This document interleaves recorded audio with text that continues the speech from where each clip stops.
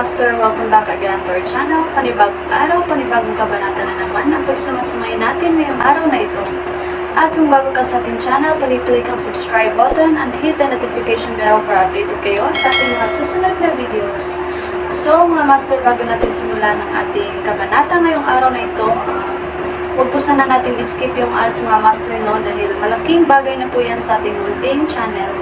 So simulan na natin kabanata ngayong araw na ito. Let's go! Kabanata 1466 hanggang 1485.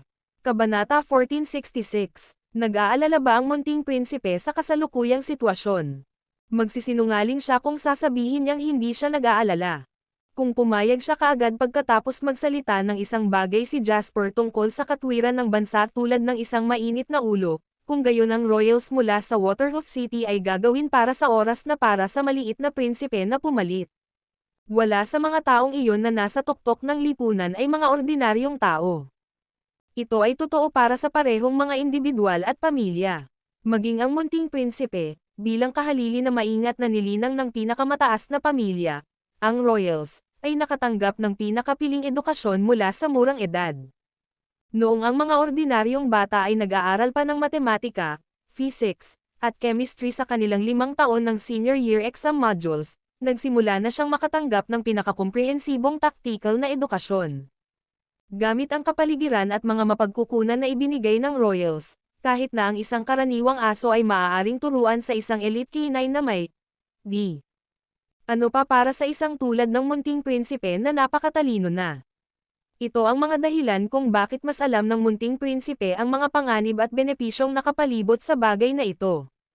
Kung gagawin ito ng maayos, hindi lang sila kikita ng malaki, makakasama rin sila sa magandang panig ng swallow capital. Napakahalaga ng hindi mahahawak ang benepisyong ito para sa munting prinsipe. Ang maipakita ang tamang kakayahan sa tamang panahon ang matagal nang gustong gawin ng munting prinsipe. Gayunpaman, ang argumentong ito ay batay sa premise na ang diskarte na ito ay naisakatuparan ng maayos. Kung ginulo nila ito at nawala ang pera, kailangan nilang pasanin ang mga kahihinatnan.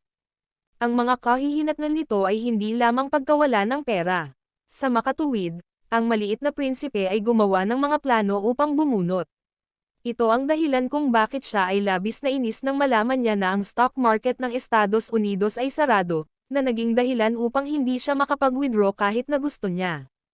Ito ay hindi gaanong pag-aalboroto kay Jasper, kundi isang pag-aalboroto sa mga walang prinsipyo at walang kahihiyang paraan ng Estados Unidos. Kung gusto mo ng negosasyon sa pagitan ng mga negosyante, magiging mas madali ito. Tinitigan ni Jasper ang munting prinsipe na may mainit na tingin. Walang nagbabago pagdating sa pondo. Gagawin ko ang kailangan kong gawin. Ang kailangan ko ay ang iyong buong suporta kapag umiinit ang mga bagay-bagay. Malamig na tumingin ang munting prinsipe, at tila alam ni Jasper ang gusto niyang itanong. Kaya naman, maagap niyang ipinagpatuloy ang, kabilang ang, ngunit hindi limitado sa, suporta sa lahat mula sa mga pinansyal na kontak at opinyon ng publiko. Ang munting prinsipe ay tumawa at sinabing, napaka-wish na pag-iisip. Hindi kaya. Habang nag-uusap sila, bahagyang kumunat ang noo ng munting prinsipe at sumulyap kay Jasper. Then, he said in a friendly tone, hindi ito ang unang beses na nakatagpo ka ng isang pamilyang tulad namin, kaya naiintindihan mo ang paraan ng aming pagtatrabaho. Diretso ko na sasabihin sa'yo.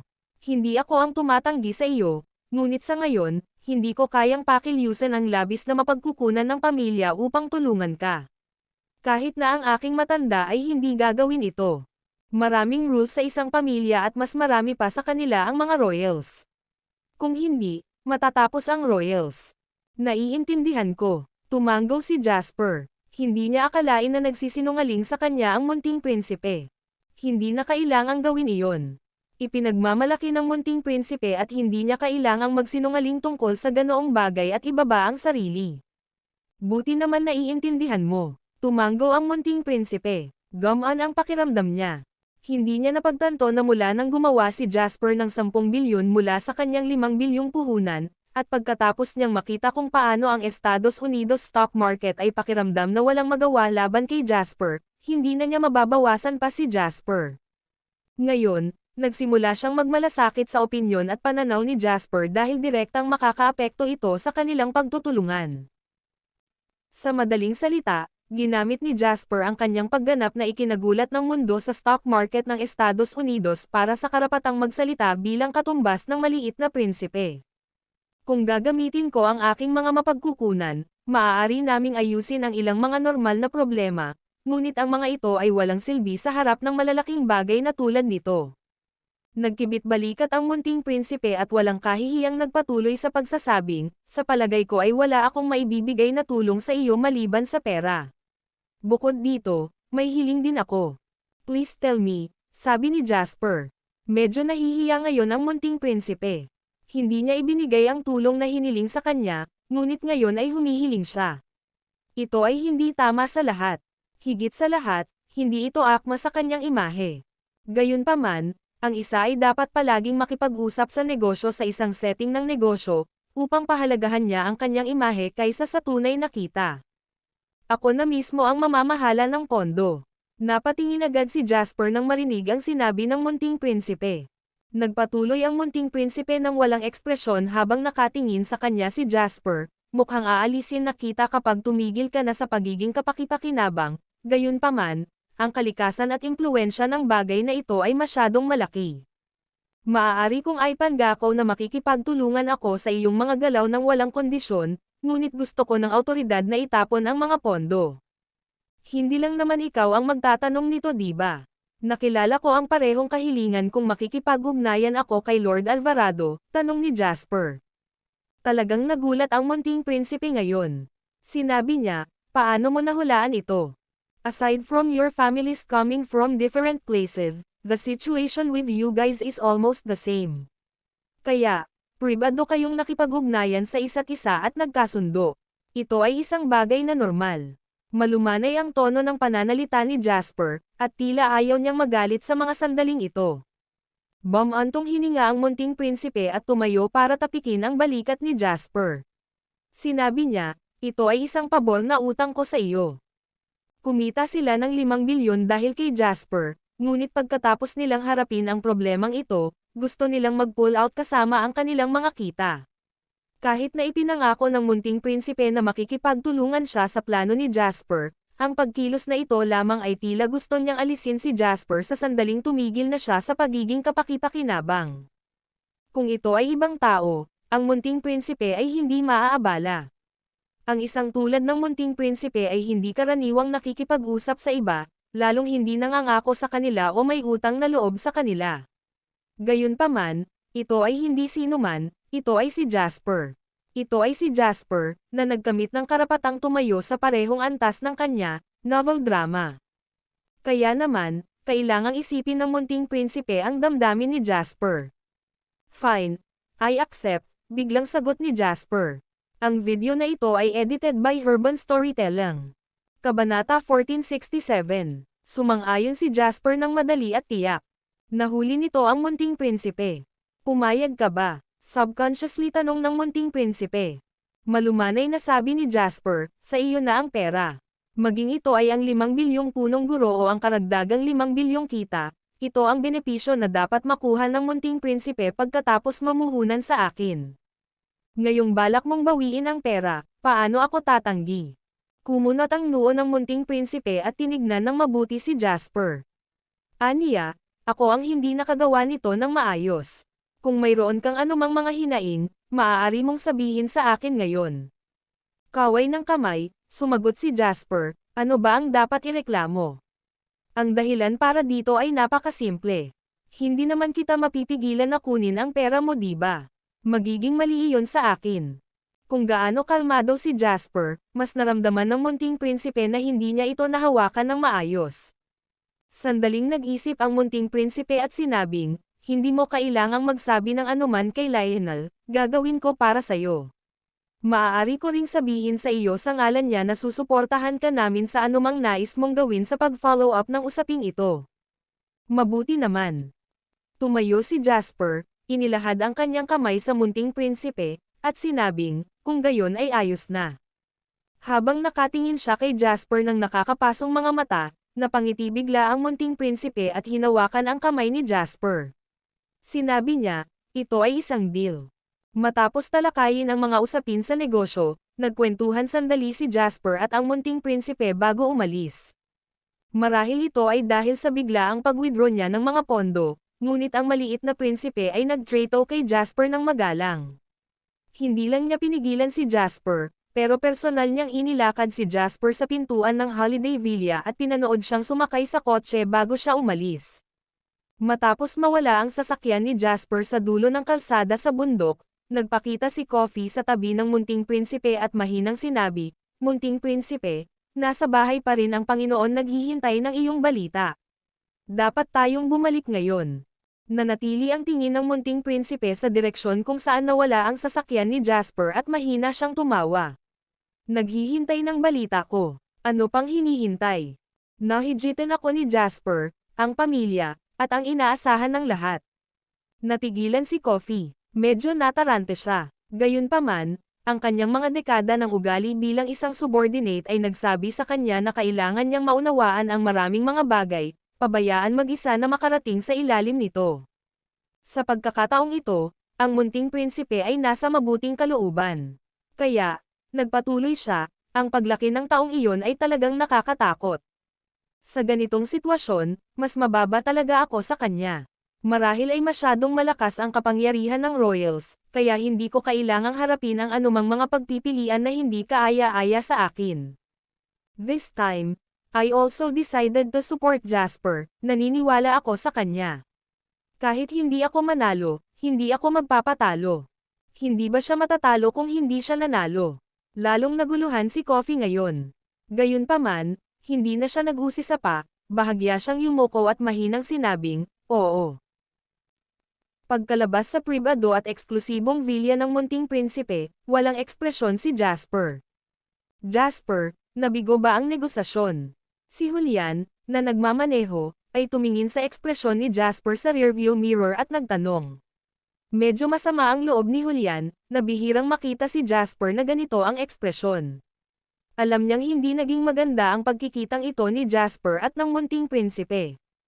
Nagdulot ito ng isang nakamamatay na tingin na lumitaw sa mga mata ni Julian.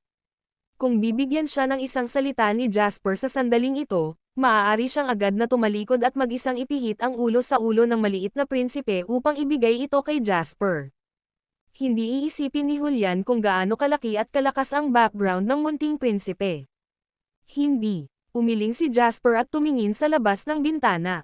Mahina niyang sinabi, "Bigla ko na lang na-realize na hindi ko kayang maliitin ang mga successor na ito ng mga nangungunang pamilya kahit anong mangyari." Sa totoo lang, hindi nag-alala si Jasper na ang munting prinsipe at si Lord Alvarado ay outraged sa kanilang pakikipagtulungan sa kanya sa sandaling ito. Ang kanilang katayuan at katayuan sa pamilya ay paunang natukoy na hindi nila magagawang unahin ang kanilang sariling kaligtasan bago ang mga bagay. Ng prinsipyo, ang kanilang mga ugat ay nasa bansa. Ang kanilang katayuan, kayamanan, at prestihiyo ay itinayo sa pundasyon ng Summerland. Kung bumagsak ang ekonomiya ng Summerland at pinaglalaroan ng mga kapitalistang kanluranin, hindi lamang ang mga mamamayan ang magdurusa.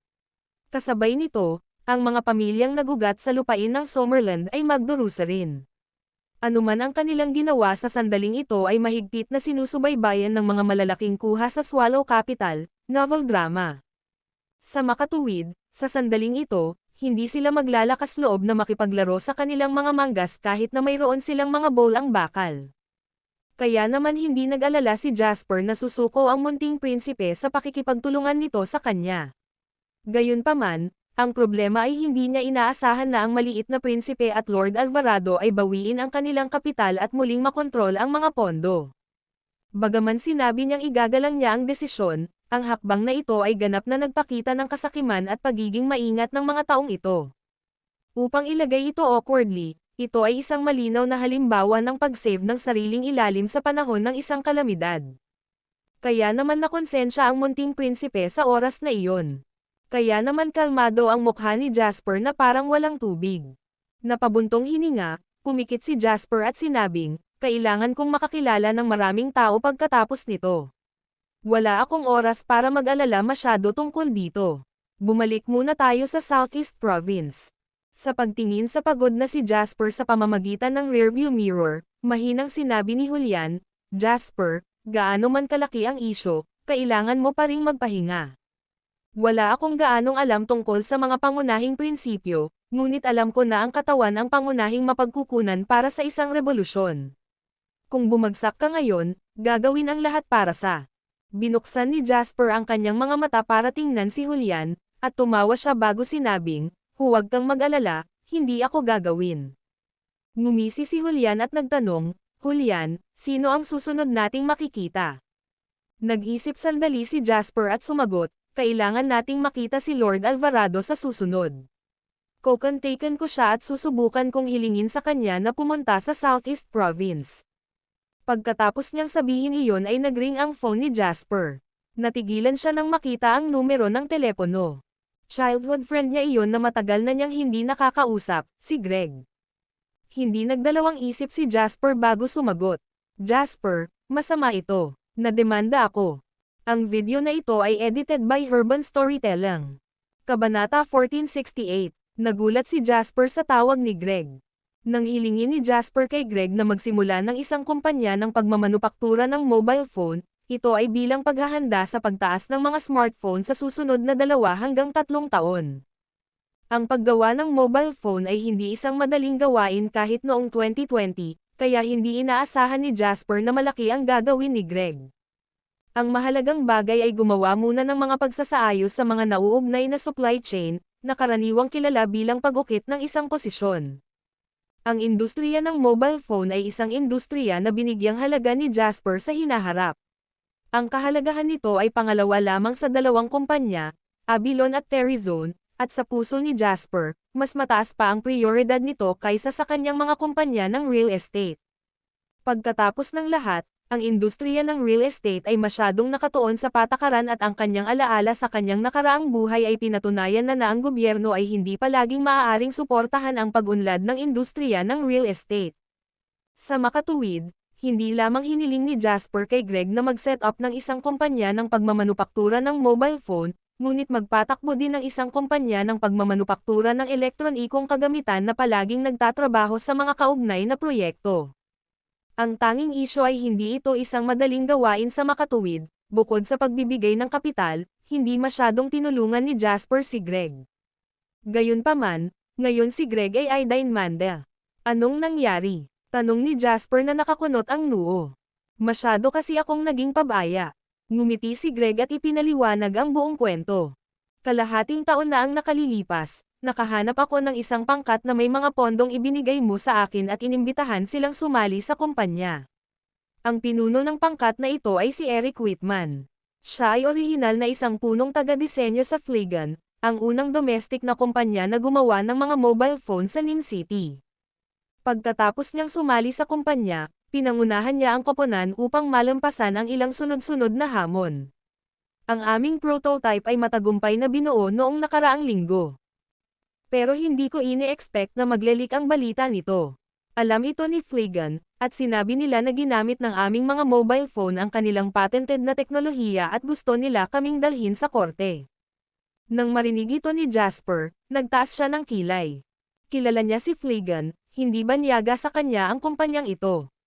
Noong nangingibabaw ang Nokia sa mga merkado ng mobile phone sa buong mundo, mayroon pa ring ilang individual na kumpanya sa bansa na sumangkop sa kalahati ng merkado.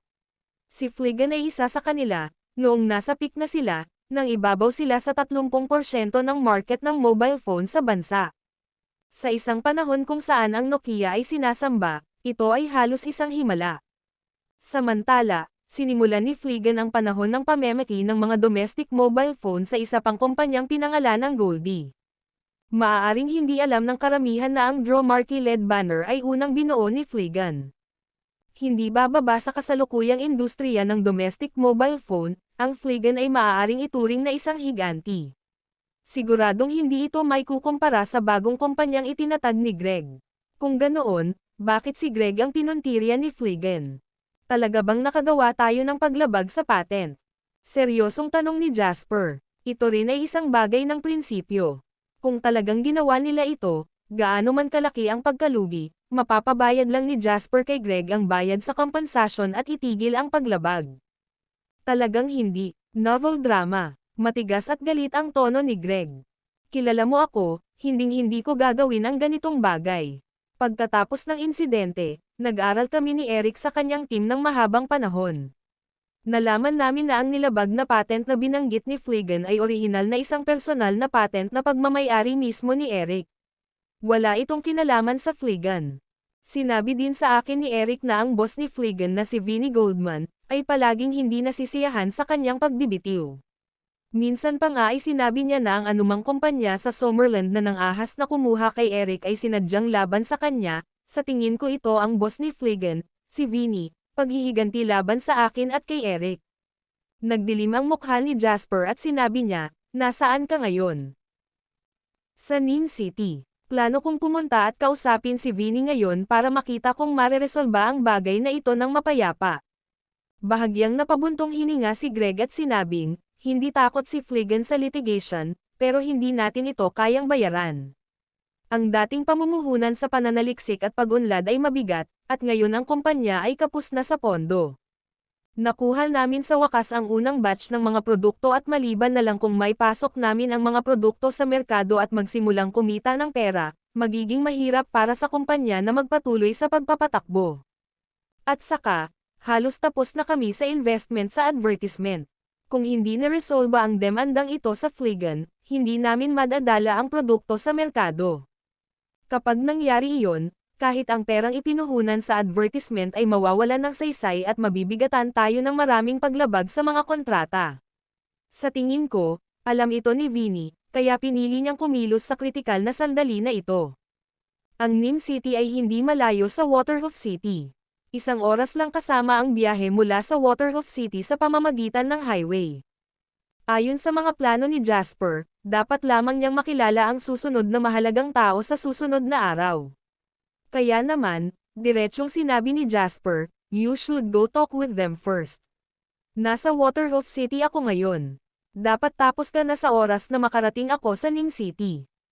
Pag-uusapan natin ang mga detalye kapag nagkita tayo." Tuwang-tuwang sagot ni Greg, "Pupunta ka. Magaling yan. Mag-usap tayo pagdating mo dito." Pagkatapos niyang ibaba ang telepono, hiniling ni Jasper kay Julian na tumalikod para magtungo sa highway patungo sa Nim City. Pagkatapos mag-isip tungkol dito, tinawagan niya muli si Wendy sa Norritos City at hiniling sa kanya na gamitin ang mga mapagkukunan ng kumpanya upang imbestigahan si Fliegen at ang boss nito, si Vinnie Goldman. Noong unang sumama sa highway ang Bentley ni Jasper, mahigit 70 kilometro ang layo ng Nim City. Nakatayo sa pasukan ng pabrika ng Fliegen na sumasakop sa isang malaki at kahangahangang lugar, emosyonal na sinabi ni Greg, "Nagtataka ako kung kailan lalago ang aming kumpanya sa ganitong sukat." Si Eric, na hindi nakilala sa lugar na ito, ay tumawa at sinabing, "Huwag kang mag-alala, makukuha mo ito sa lalong madaling panahon." Hindi madaling pakitunguhan si Vinnie, at siya ay may kasuklam-suklam na ugali at dominanteng personalidad. "Mr. Costa, dapat handa ka sa pag-iisip." Sa harap ng paalala ni Eric, nagkibit-balikat si Greg at sinabing, "Nandito tayo para iwaksi ang anumang awayan, hindi para makipag-away. Maaaring mahina siya ngayon, ngunit wala akong pag-aalinlangan na yumuko ngayon para umunlad ang ating kumpanya. Furthermore, dinala din namin iyong personal patent certificate. Naglakas loob akong sabihin na tayo ay makatwiran.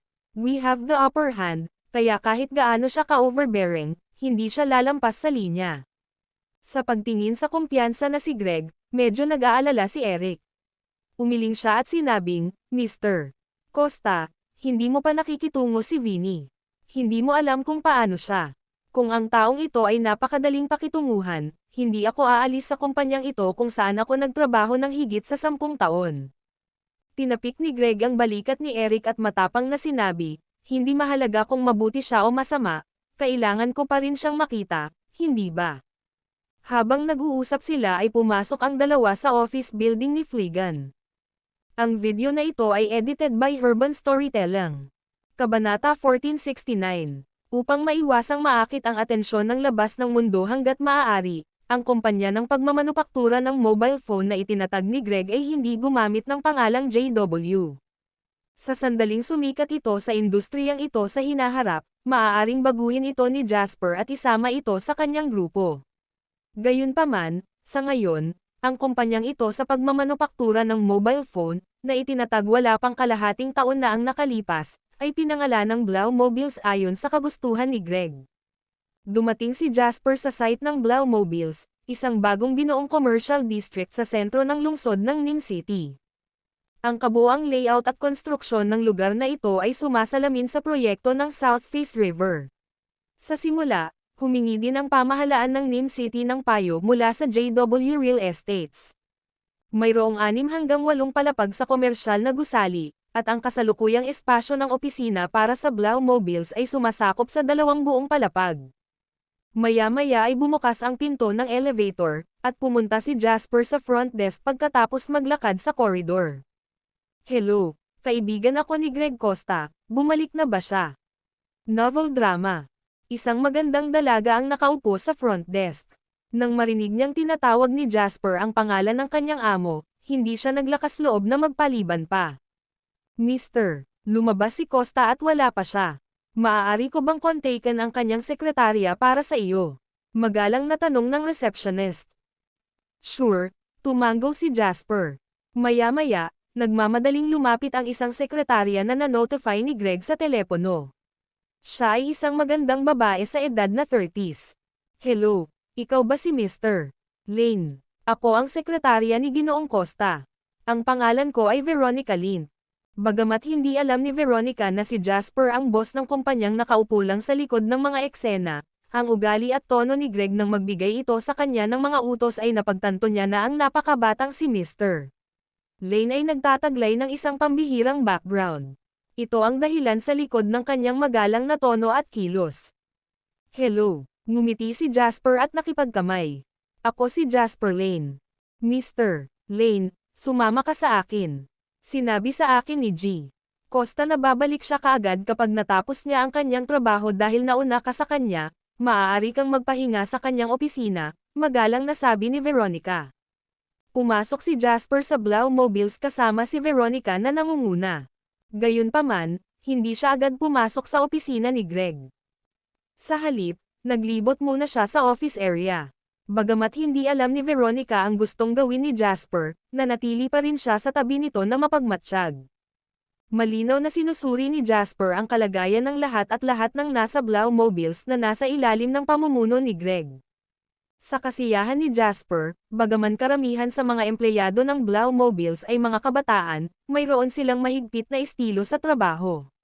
Bukod dito, napakalinis din ng lugar ng opisina.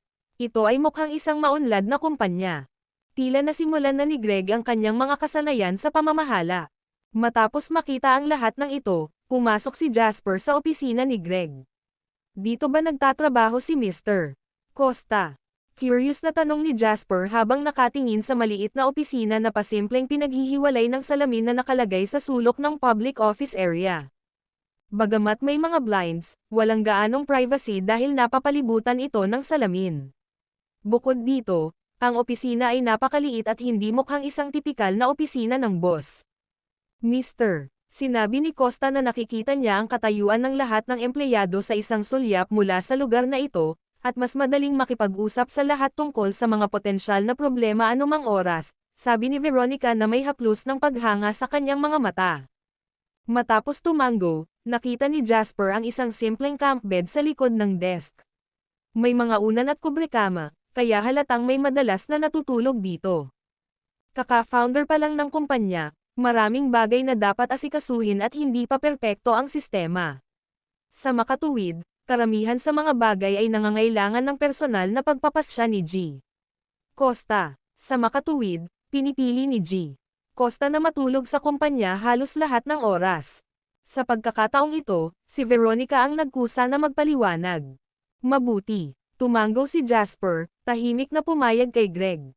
Kung isa sa alang-alang ang lahat, ang taong kayang magpakumbaba at magtiis ng kahirapan ay nagkakahalaga ng pagkatiwalaan ng maraming bagay, kahit na limitado ang kanyang kakayahan. Ang video na ito ay edited by Urban Storytelling. Kabanata 1470. Ang pilosopiya sa pagtatrabaho ni Jasper ay tingnan ang karakter bago ang kakayahan. Gaano man kahusay ang kanilang kakayahan, kung ang kanilang pagkatao ay masama, kung gayon sila ay nakatadhana na hindi kailanman makayanan ang mga malalaking negosyo. Tsaka hindi naman masama ang kakayahan ni Greg. Umupo ka na at magpahinga, lalabas na ako ngayon. You can call me anytime you need something, katabi ko lang, ani Veronica. Matapos iwagayway ni Jasper ang kanyang kamay at paalisin si Veronica, hindi na nag-abalang kumilos si Jasper ng magalang. Diretso siyang umupo sa upuan ni Greg bago niya binuksan ang computer at sinimulang tingnan ang impormasyon tungkol kay Fligan at Vinnie Goldman na ipinadala ni Wendy. Singsing na singsing. Tumunog ang phone ni Jasper. Kinuha ni Jasper, na nagbabasa ng impormasyon, ang telepono. Dam, nasaan ka? Galit na boses ni Henry ang nanggaling sa telepono. Tinapik ni Jasper ang kanyang noo at nakangiting sinabi, halos nakalimutan ko na iniwan kita sa hotel at napabayan ka. Nasa Nim City ako ngayon. Kagabi, magkasamang umalis sina Jasper at Henry sa Harbor City. Ang pinakamahalagang bagay sa ngayon ay ang samantalahin ang sandali upang makakuha ng maraming aktibong puwersa hanggat maaari bago ang huling labanan. Kailangan itong gawin ni Jasper mag-isa. Walang ibang makakapalit sa kanya. Tulad ng para kay Henry, madaling maunawaan na ang taong ito ay hindi maaaring manatili sa Harbor City. Ang mas masahol pa, ito ay sa panahon ng ganoong kaganapan. Dahil dito, nag-aalala rin si Zachary na si Henry ay patuloy na salungat sa pamilya Atticus kung mananatili siya sa Harbor City. Total, usap-usapan pa rin si Henry na nagsunog sa Empire Meat. Sa ganitong sensitibong oras, mas ligtas para kay Henry na sundan si Jasper pabalik sa mainland. Dam, tao ka pa ba? Nakahanap ako ng kasosyo sa negosyo para sa iyo, ngunit iniwan mo ako sa hotel. Sabi ni Henry habang nakakaramdam ng asar. Nagulat si Jasper. Nakahanap ka ba ng partner ko? Hehe, sa isang relasyon na kasing lapit ni na Henry at Jasper, ang kanilang mga reklamo ay madalas na walang kabuluhan na pagbibiro na hindi nila isa-puso. Kaya naman agad na nabaling ang atensyon ni Henry. Isang super rich country bumpkin. Ang pera ng kanyang pamilya ay hindi bababa sa pera ng sinuman sa mga mayamang pamilya.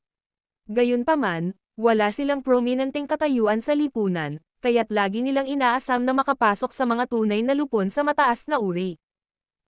Sakto namang nagpakita ang batang ito. Iniisip ko na kailangan mo ng suportang pinansyal ngayon, tama ba? Kaya dinala ko ang batang ito sa tamang oras. Mabilis na sinala ni Jasper ang mga malalaking boss ng Harbor City ayon sa mga katangiang binanggit ni Henry sa kanyang isipan. Gayunpaman, napagtanto niya na maraming mga individual ang nakilala ang inilarawan na karakter. Pagkatapos ng lahat, ang apat na mayayamang pamilya lamang ang tunay na mataas na uri ng Harbor City. Marami ring iba pang bagong kayamanan, ngunit bihira na kilalanin ni Henry ang kanilang kayamanan. Huwag ka nang manghula, wala sila sa Harbor City. Galing sila sa No 8. Dahil sa pangungusap ni Henry, nagliwanag ang mga mata ni Jasper. Ang mga puller mula sa No 8 Semiconductor Manufacturing. This time, nabigla si Henry. Paano mo nahuhulaan? Tao ka ba o multo? Good mood ngayon si Jasper. Tinanong niya, nasaan kayo? Novel drama. Hinihintay ka namin sa Waterhoof City, sagot ni Henry. Tumigil ka na sa paghihintay. Halika sa Nim City ngayon. Mabuti ang ginawa mo, natatawang sabi ni Jasper. Sabay bukas ng pinto ng opisina. Naunang pumasok si Greg. The moment Jasper lifted his head to glance at him, nawala ang ngiti sa mukha niya. Agad naman itong napalitan ng galit. Ang video na ito ay edited by Urban Storytelling. Kabanata 1471. Darating tayo ngayon din. Tatawagan kita pagdating ko sa Nim City.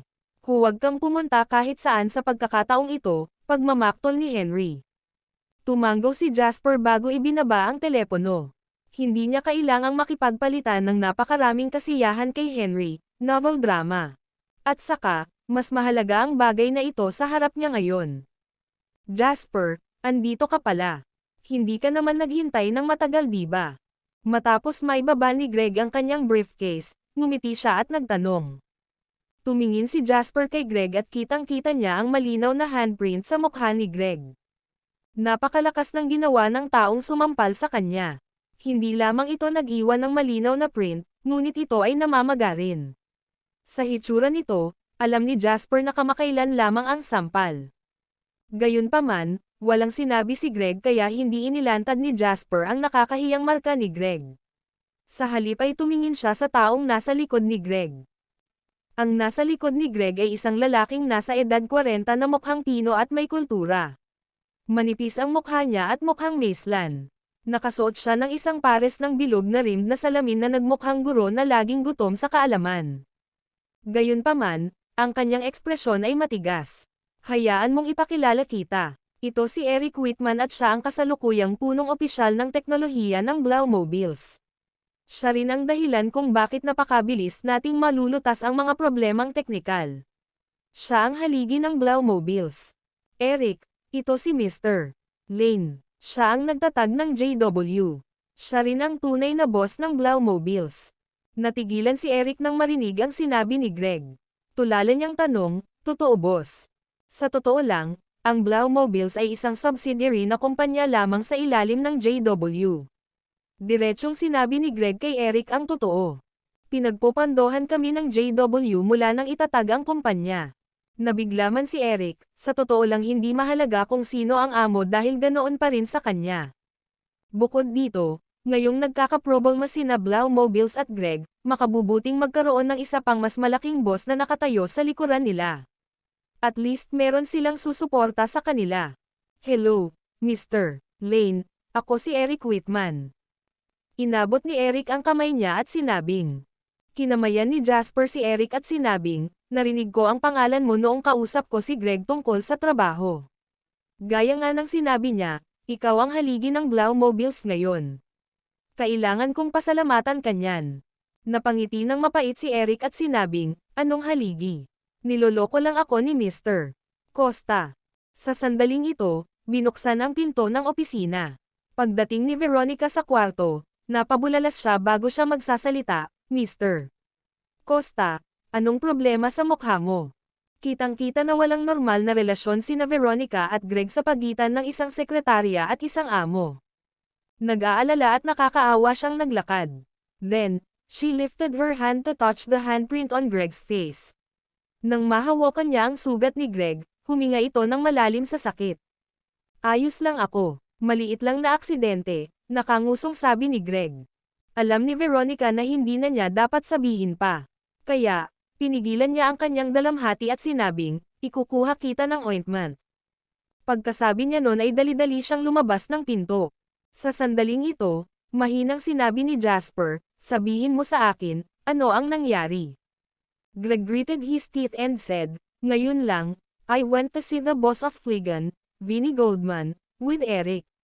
Naisip ko na mainam na bigyan sila ng ilang mga goodies hanggat maaari tayong magkaroon ng isang pinagkasunduan. Kung tutuusin, napakaliit pa rin ng Blaumobiles at hindi talaga kami ang karibal ni Fligan sa industriya ng mobile phone. Gayunpaman, iminungkahi ni Vinnie na bilhin ang Blaumobiles sa halagang 5 milyon. Noong tinanggihan ko siya, sinampal niya ako at hiniling sa kanyang security guard na paalisan ako. Ang video na ito ay edited by Urban Storytelling. Kabanata 1472. Ang nangyari ay madaling maunawaan ngunit hindi kapani-pani walang nakakainsulto. Nang sabihin ito ni Greg ay hindi siya masyadong nag-react. Sa bagay, sanay na siya sa ganitong antas ng kahihiyan. Gayunpaman, hindi pa rin ba siya napahiya deep inside? Ngayon, hindi siya ang walang kwentang manugang na nakatira sa bahay ng magulang ng kanyang asawa. Noon, kahit sino ay maaaring tumapak sa kanyang ulo at mabuli siya, ngunit ngayon, siya na ang boss ng Blaumobiles. Siya ang namamahala sa napakaraming tao at 10,000 dolyar sa pagpopondo, novel drama. Kahit na si Jasper ang nagbigay sa kanya nito, natuklasan ni Greg ang kanyang dignidad sa sarili at kumpiyansa sa prosesong ito. Nakahanap din siya ng buhay na may layunin at layunin. Gayunpaman, ang lahat ng ito ay halos masira sa sampal ni Vinnie. Slam! Ang malakas na tinig ng isang palad sa ibabaw ng mesa ay nagulat sa lahat. Inangat ni Greg ang ulo para tumingin at nakita ang madilim na mukha ni Jasper. May iba pa bang nagnenegosyo ng ganito sa panahong ito? Hindi ito negosyo, ito ay daylight robbery. Akala ba niya boss siya? 5 milyon para makabili ng Blaumobiles. Ang una kong puhunan ay 20 milyon sa cash. Hanggang ngayon, nag-invest ako ng humigit kumulang 38 milyon sa kumpanyang ito ng cash lang. Hindi ko pa rin isinama ang resulta ng pananaliksik mula noong nakaraan. Si Vinny ay isang mapanlinlang na daga. Sa wakas ay nakahanap na ng pagkakataon si Jasper para ilabas ang pressure at galit na kinakaharap niya kamakailan. Ngayon, ilalabas na niya ang lahat. Gayunpaman, kahit na hindi ito mangyari, sasampalin pa rin ni Jasper si Vinny nang walang pag-aalinlangan matapos matugunan ang isang kahilingan na ganoon. Ano bang problema mo? Inangat ni Jasper ang ulo at walang pag-aalinlangan na sinaway si Greg. Pinabalik ka niya ng isang sampal lang. Lalaki ka at hahayaan mo lang na sampelan ka niya ay. Kung sinampal ka niya ng isang beses, dapat sampelan mo siya pabalik ng 2 beses. Akala mo ba papatayin ka niya? Ibinaba ni Greg ang kanyang ulo at nahihiyang sinabi, nag-aalala ako na magdudulot ako ng gulo para sa Blaumobiles. Anong problema? Mas mahigpit ang tono ni Jasper ngayon. Oo, boss ako ng Blaumobiles, pero ikaw ang namamahala sa kumpanyang ito. Itinayo mo ang kumpanyang ito gamit ang sarili mong dugo, pawis, at luha. Kung takot ka sa lahat, huwag kang magsimula ng negosyo. Umuwi ka na lang at alagaan mo ang mga anak mo. Halos maluha ang isang lalaking tulad ni Greg matapos siyang pag-alitan ni Jasper. Namumula ang kanyang mga mata at nakababa ang kanyang ulo. Marahang nanginginig ang buong katawan niya. Ito ay hindi alam kung siya ay galit o nakakaramdam ng kahihiyan. Hindi man lang naglakas loob si Eric na huminga ng napakalakas habang nakatayo sa isang tabi. Sa wakas ay nakita niya ang katapangan at awtoridad ng Big Boss. Si Greg ay mahusay sa pamamahala ng isang koponan, ngunit siya ay masyadong malambot. Maaaring dahil ito sa kanyang mga nakaraang karanasan, ngunit madalas niyang ginagawang magaan ang lahat. Hindi ito isang masamang bagay, ngunit bilang taong namamahala sa isang kumpanya, kailangan niyang maging makapangyarihan o kalmado depende sa sitwasyon. Sa kasamaang palad, alam lang ni Greg kung paano maging huli at hindi kailanman ang una. Pagkatapos ng sign time, nasanay na ang mga empleyado sa Blaumobile na ang kanilang amo ay isang yes man. Hindi ito maganda para sa pag-unlad ng isang kumpanya sa katagalan. Gayunpaman, iba si Jasper. Ang pahayag na ito ay naging dahilan ng pagkamanhid ng anit ni Eric. Nakaramdam siya ng mainit na hangin na umakyat sa kanyang utak at gusto niyang lumabas doon, hawakan si Vinny, at sampelan siya ng 2 beses sa mukha. Ang video na ito ay edited by Urban Storytelling. Kabanata 1473. Greg, iisipin ng mga tao na mahina ka at madaling mabuli kung palagi kang nagkokompromiso at nag-iingat pagdating sa pagiging lalaki at pagsisimula ng isang kumpanya. Hindi tayo mang-aapi ng iba, pero hindi rin tayo papayag na tapakan tayo ng iba. Puputulan namin ang sino mang umabot sa kanilang mga kuko, hindi mahalaga kung sino ito, hindi mahalaga kung ito ay ang Diyos mismo. Maaaring nagtatanong kayo kung ano ang susunod na mangyayari kung gagawin namin ang ganoong bagay. Well, sa karamihan, magsisimula tayo ulit. Marami ka nang naranasan, pero sa tingin mo, mas malala pa ito kaysa sa naranasan mo. Lamambat ang tono ni Jasper habang nagpatuloy. Kinagat ni Greg ang kanyang mga ngipin at sumagot, alam ko na kung ano ang dapat kong gawin ngayon. Tumango si Jasper at sinabing, ang karakter ng isang tao ay nabuo mula sa patuloy na pagbabago ng kanilang kapaligiran. Kailangan mong magbago, ngunit hindi ito isang bagay na magagawa mo ng magdamag. Sa pagkakataong ito, ako na ang bahala, pero dahil alam mo na ang dapat mong gawin sa hinaharap, makatitiyak akong sulit ang oras ko. Medyo may problema ang karakter ni Greg, pero para kay Jasper, hindi ito isang bagay na hindi masalvage. Ang pangunahing bagay ay si Greg ay may napakabihirang personalidad at kakayahan na mahirap makuha. Kaya naman handang tulungan siya ni Jasper at handang bigyan siya ng isa pang pagkakataon. Kung hindi siya magiging komportable na mag-iwan ng malaking pondo kay Greg at hindi ito iniisip, sa halip ay hayaan na lang si Greg na gawin ang anumang gusto niya dito. Kahit na, baliwalain ang lahat ng kaguluhang ito, si Greg pa rin ang kanyang tao. Ngayon, lumabas ang isang boss na nasa negosyo ng mobile phone para sampelan si Greg, ibig sabihin ay hindi niya rin nirerespeto si Jasper. Sa makatuwid, Jasper.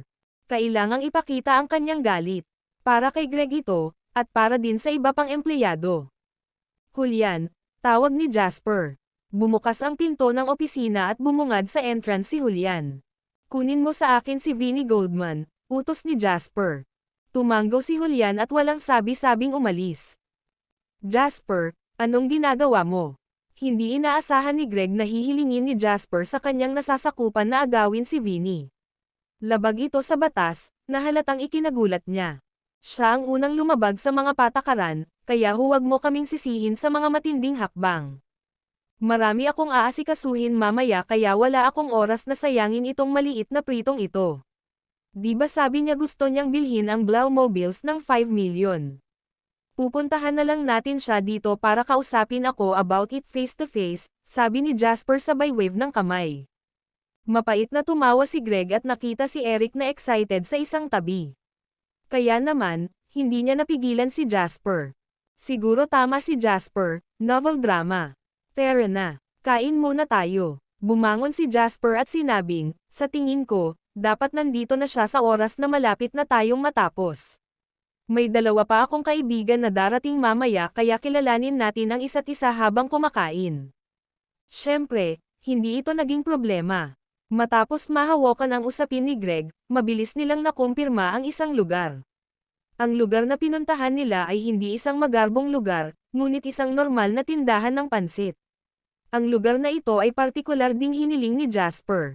Ang isang pagkain sa isang marangyang hotel ay para sa mga kliyente, at dahil lahat sila ay kanyang mga tao, kung gayon ay medyo hindi nararapat na pumunta sa gayong formal na lugar.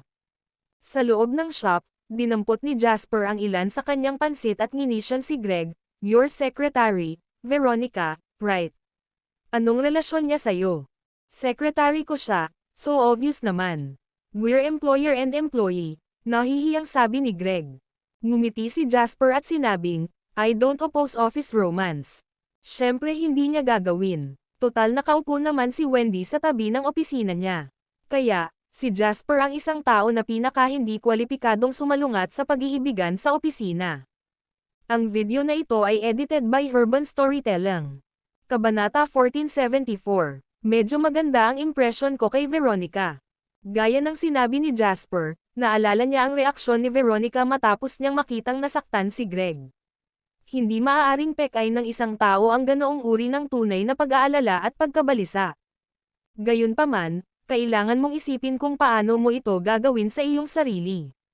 Pagkatapos ng lahat, kailangan mong maghanap ng madrasta para sa iyong mga anak. Umiling si Greg at sinabing, gusto ko lang pamahalaan ng maayos ang kumpanya. Hindi ako nag-iisip ng ibang bagay ngayon. Ayos lang basta kaya mo magdesisyon para sa sarili mo.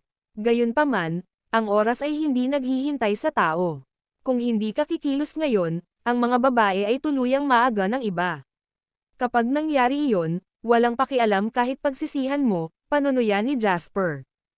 Ang Blaumobiles ay may dalawang opisina. Ang isa ay ang Cavern City, na una naming pinili, at ang isa ay nasa Nim City. Sa ngayon, nakatuon kami sa R&D Center sa Cavern City. Si Eric ang mamamahala sa lugar na ito. After the new year, I will move the office in Nim City over to that location, pag-iiba ni Greg ng usapan at nagpatuloy.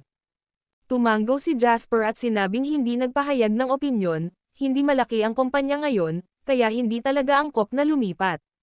Magkakaroon ka ng maraming problema kung pipiliin mong gawin iyon. Ang Cavern City ay mabilis pa ring umuunlad. Sa hinaharap, ito ang magiging manufacturing at sales hub ng maraming domestic electronic na produkto. Hindi masakit na pumunta at gumawa ng mga kinakailangang pagsasaayos para sa negosyo doon ng mas maaga kaysa sa ibang pagkakataon. Tumanggo si Greg at bumantong hininga. Noong umpisa, nagsuggest ka na pumunta ako sa Cavern City, pero that time, walang kahit ano ang Blaumobiles, kaya natural na wala akong makukuhang magandang deal.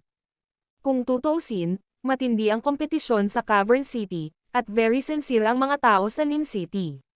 Kaya't ang dahilan kung bakit inilagay ko ang administrative center sa Nim City, nag-iiwan lamang ng isang R&D center sa Cavern City. Gayunpaman, tila mali ang hakbang na ito. Inilagay ni Jasper ang noodles sa kanyang bibig at sinabing, hindi naman. Ang mga geographical na kondisyon ng Nim City ay hindi mas malala kaysa sa Cavern City. Ito rin ang magsisilbing traffic operation center para sa kabuuan ng River City. Bukod dito, malapit ito sa pinakamagandang daungan at malapit din sa Waterhoof City. May mga pakinabang sa kanilang dalawa, kaya dapat mong pag-isipan ito ng mabuti bago mo gawin ang iyong desisyon. Dam, nagsimula na kayong kumain bago tayo nakarating dito. Boses ni Henry galing sa pinto. Pagkatapos, nakita nilang itinulak niya ang pinto at papasok. Hindi matangkad ang lalaking ito at ordinaryo ang itsura. Gayunpaman, mukhang alerto ang kanyang mga mata. Pagkapasok niya ay napako ang tingin niya kay Jasper. Mukhang masasabi na niya kung sino talaga ang gusto niyang makilala kina Jasper at Greg. Ito si Todd Puller. Siya ang taong sinabi ko sa iyo, ang iyong master ng No8 Semiconductor Manufacturing. Tinuro ni Henry ang lalaki at sinabi kay Jasper. Pagkatapos, kinuha niya ang kanyang tinidor upang simulan ang pagsubo ng ilan sa mga pansit. Sinabi niya kay Todd nang hindi lumingon, ito si Jasper Lane, ang magiging bayaw ko at ang boss ng JW. Hello, Mr. Lane. Si Todd ay napakadamdamin at magalang. Medyo gumagalang pa nga siya. Ngumiti si Jasper, tumayo, at nakipagkamay kay Todd. Sabi niya, narinig ko na ang tungkol sa No8 Semiconductor Manufacturing, ang iyong ama ay isa ring pambihirang negosyante sa No8. Kanina ko pa siya gustong makilala. Ang paglalakbay na ito ay hindi ginawa sa walang kabuluhan ngayong nakita-nakita, Mr. Puller. Nagtatakang sabi ni Todd, kung alam ito ng aking ama, matutuwa siya. Napaka-prestihiyoso mo ngayon, Mr. Lane, at dapat matuto ang lahat sa iyo. Masyado kang magalang. Nagpalitan ng kasiyahan ang dalawa at umupo na para kumain. Samantala, nakatulala si Greg habang nakatayo sa isang tabi. Kahit sino sa industriya ng mobile phone o, mas tiyak, sino man sa industriya ng elektronikong kagamitan ay makakaalam tungkol sa No8 Semiconductor Manufacturing. Masasabing sa ilalim ng mga paghihigpit ng monopolyo ng teknolohiya sa kanluran, ang No8 Semiconductor Manufacturing ay ang tanging advanced na tagagawa ng semiconductor na maaaring kumonekta ng mga domestic electronics manufacturer. Ang mga semiconductor at organic molecule chips ay hindi mapaghihiwalay, lalo na pagdating sa mga bagay tulad ng mga mobile phone. Halimbawa, ang dalawang pinakamalaking domestic mobile phone manufacturer sa bansa, Fligan at Goldie, ay halos ganap na umaasa sa semiconductor equipment na ibinigay ng No8 Semiconductor Manufacturing, Novel Drama. Maaaring sabihin na ang No8 Semiconductor Manufacturing ang nagpasya sa kapalaran ng karamihan sa mga domestic mobile phone manufacturer. Ang video na ito ay edited by Urban Storytelling. Kabanata 1475. Halos kalahating taon na si Greg sa domestic mobile phone manufacturing industry at marami siyang naisip na bagay sa industriyang ito. Kailangang malaman ng isa na ang paggawa ng prototype ay nangangahulugan na ang isa ay maaaring formal na makagawa ng mga mobile phone, kahit man lang ay nangangailangan ng isa na unang isama ang parehong upstream at downstream ng supply chain. Gayunpaman, hindi pa rin kwalipikado si Greg na makipag-ugnayan sa mga kumpanya tulad ng No8 Semiconductor Manufacturing. Ito ay dahil minamaliit ng kabilang partido ang maliliit na tagagawa na tulad niya. Ang bawat kargamento ay kalkulado sa 10-10 milyon at hindi nila tatanggapin ang kanilang order kung hindi ito binubuo ng sapat na stock. Higit pa rito, maaaring hindi nila tanggapin ang utos ni Greg kung ang huli ay hindi nagpakita ng tiyak na lakas ng industriya o market cap kahit na mag-order siya ng 10-10 milyon sa mga bahagi. Kung nabangkarote ang maliit na pabrika, maaapektuhan nito ang tatak ng No8 Semiconductor Manufacturing. Halos lahat ng mga pangunahing internasyonal na tatak ay mayabang. Samantala, ang No8 Semiconductor Manufacturing ay talagang nagtataglay ng mga kwalipikasyon ng pagiging napakayabang sa domestic semiconductor industry. Masasabing hindi man lang kwalipikado si Greg na maupo para kumain at uminom ng tsaa sa harap ni Todd ngayon. Gayunpaman, sa sandaling ito, nakangiti si Todd kay Greg. Samantala, nang tumingin siya kay Jasper, puno ng respeto ang mga mata nito. Ilang makapangyarihang figure ang alam ni Jasper na hindi ko alam. Napakalaki na ba ng impluwensya ni JW? Hindi maiwasan ni Greg na isipin ang sarili. Natural, imposibleng malaman niya na hindi na si JW ang dati. Nang ibabaw ang Terry Zone sa internet at komunikasyon sa bansa. Nagsimula si Abilon sa online shopping. Si Sena ay tumayo ng husto sa domestic internet gaming industry. Ang JW Real Estates ay nireranggo ang nangungunang tatlong sa pangkalahatang listahan ng mga paghahambing na binubuo ng mga pambansang kumpanya ng real estate sa katapusan ng taon. Ang JW Electronics ay naging pinuno sa larangan ng paggawa ng domestic electronic na produkto. Ang Advent Entertainment Group ay ganap na napalitan sa industriya ng entertainment sa mainland market at naging isang titan ng industriya. Ngayon, ang JW ay isa ng tunay na behemoth na binubuo ng mga sari-sari na kumpanya sa iba't ibang industriya. Ang kanilang mga produkto ay maaaring kasing laki ng isang bahay o kasing liit ng isang MP3.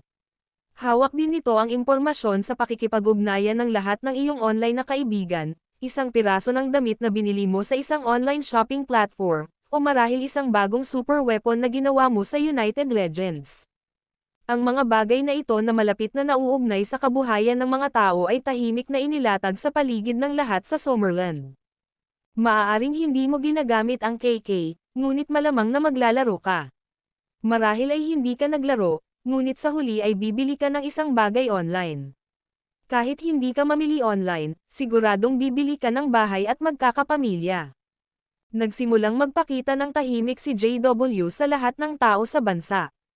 Ito ang closed-loop ecosystem na pinangarap makamit ng mga nangungunang business tycoon ng mga susunod na henerasyon, novel drama. Kung tungkol kay Todd, ang mas mahalaga ay ang impluwensya ni Jasper. Ang panauhin ng mayamang pamilya ng Law sa Harbor City ay palaging isang taong may kultura at may kakayahan. Bukod dito, nakatanggap pa siya ng balita na may pakikipagtulungan si Jasper sa mga tagapagmana ng mga nangungunang pamilya tulad ng Munting Prinsipe sa mainland. Ito ang lubhang kailangan ng mga puller, na kinakatawan ni Todd, ngayon.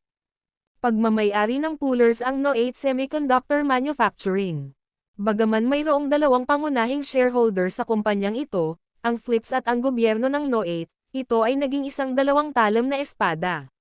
Ngayon, ang pullers, na siya ring tagapagtatag at pinakamalaking pribadong shareholder ng No8 Semiconductor Manufacturing, ay agarang kailangan na alisin ang kanilang pagkakakilanlan bilang tagapagsalita ng gobyerno ng No8 at naghahanap ng tunay na landas para makapasok sa matataas na uri. Ang video na ito ay edited by Urban Storytelling. Kabanata 1476. Pumunta ka ba sa mainland para magtrabaho sa oras na ito, Mr. Puller? Tanong ni Jasper na tila walang lihim na motibo. Hindi gustong itago ni Todd ang kanyang intensyon. Ibinaba niya ang kanyang tinidor bilang tanda ng paggalang at sinabing, pumunta ako rito para magtrabaho. Higit sa lahat, ang No8 Semiconductor Manufacturing ay nagkaroon ng isa tuldok-tugitling MICRON chip kamakailan at maraming mga tagagawa sa bansa ang interesado dito. Ano? Isa tuldok-tugitling MICRON. Hindi napigilan ni Greg na mapasigaw. Bago ito, napansin na ni Todd si Greg, na nakaupo sa tabi ni Jasper. Ngumiti siya at sinabing, oo, alam mo ba ang tungkol dito, sir? Alam na alam ko ang tungkol dito. Hello, Mr. Puller. Ako ang manager ng Blau Mobiles Manufacturing Company, si Greg Costa, excited na sabi ni Greg. Blau Mobiles. Kumunat ang noo ni Todd at sinubukan ang lahat na i-rake ang kanyang memorya, ngunit hindi niya maalala kung saan niya narinig ang pangalang ito noon. Ilang araw na ang nakalipas. Ang aming kumpanya ay nakabuo ng aming unang prototype at ginagamit namin ang isa tuldok 6 gitling MICRON chip na malapit nang mawala. So, normal lang kung hindi mo ako kilala, Mr.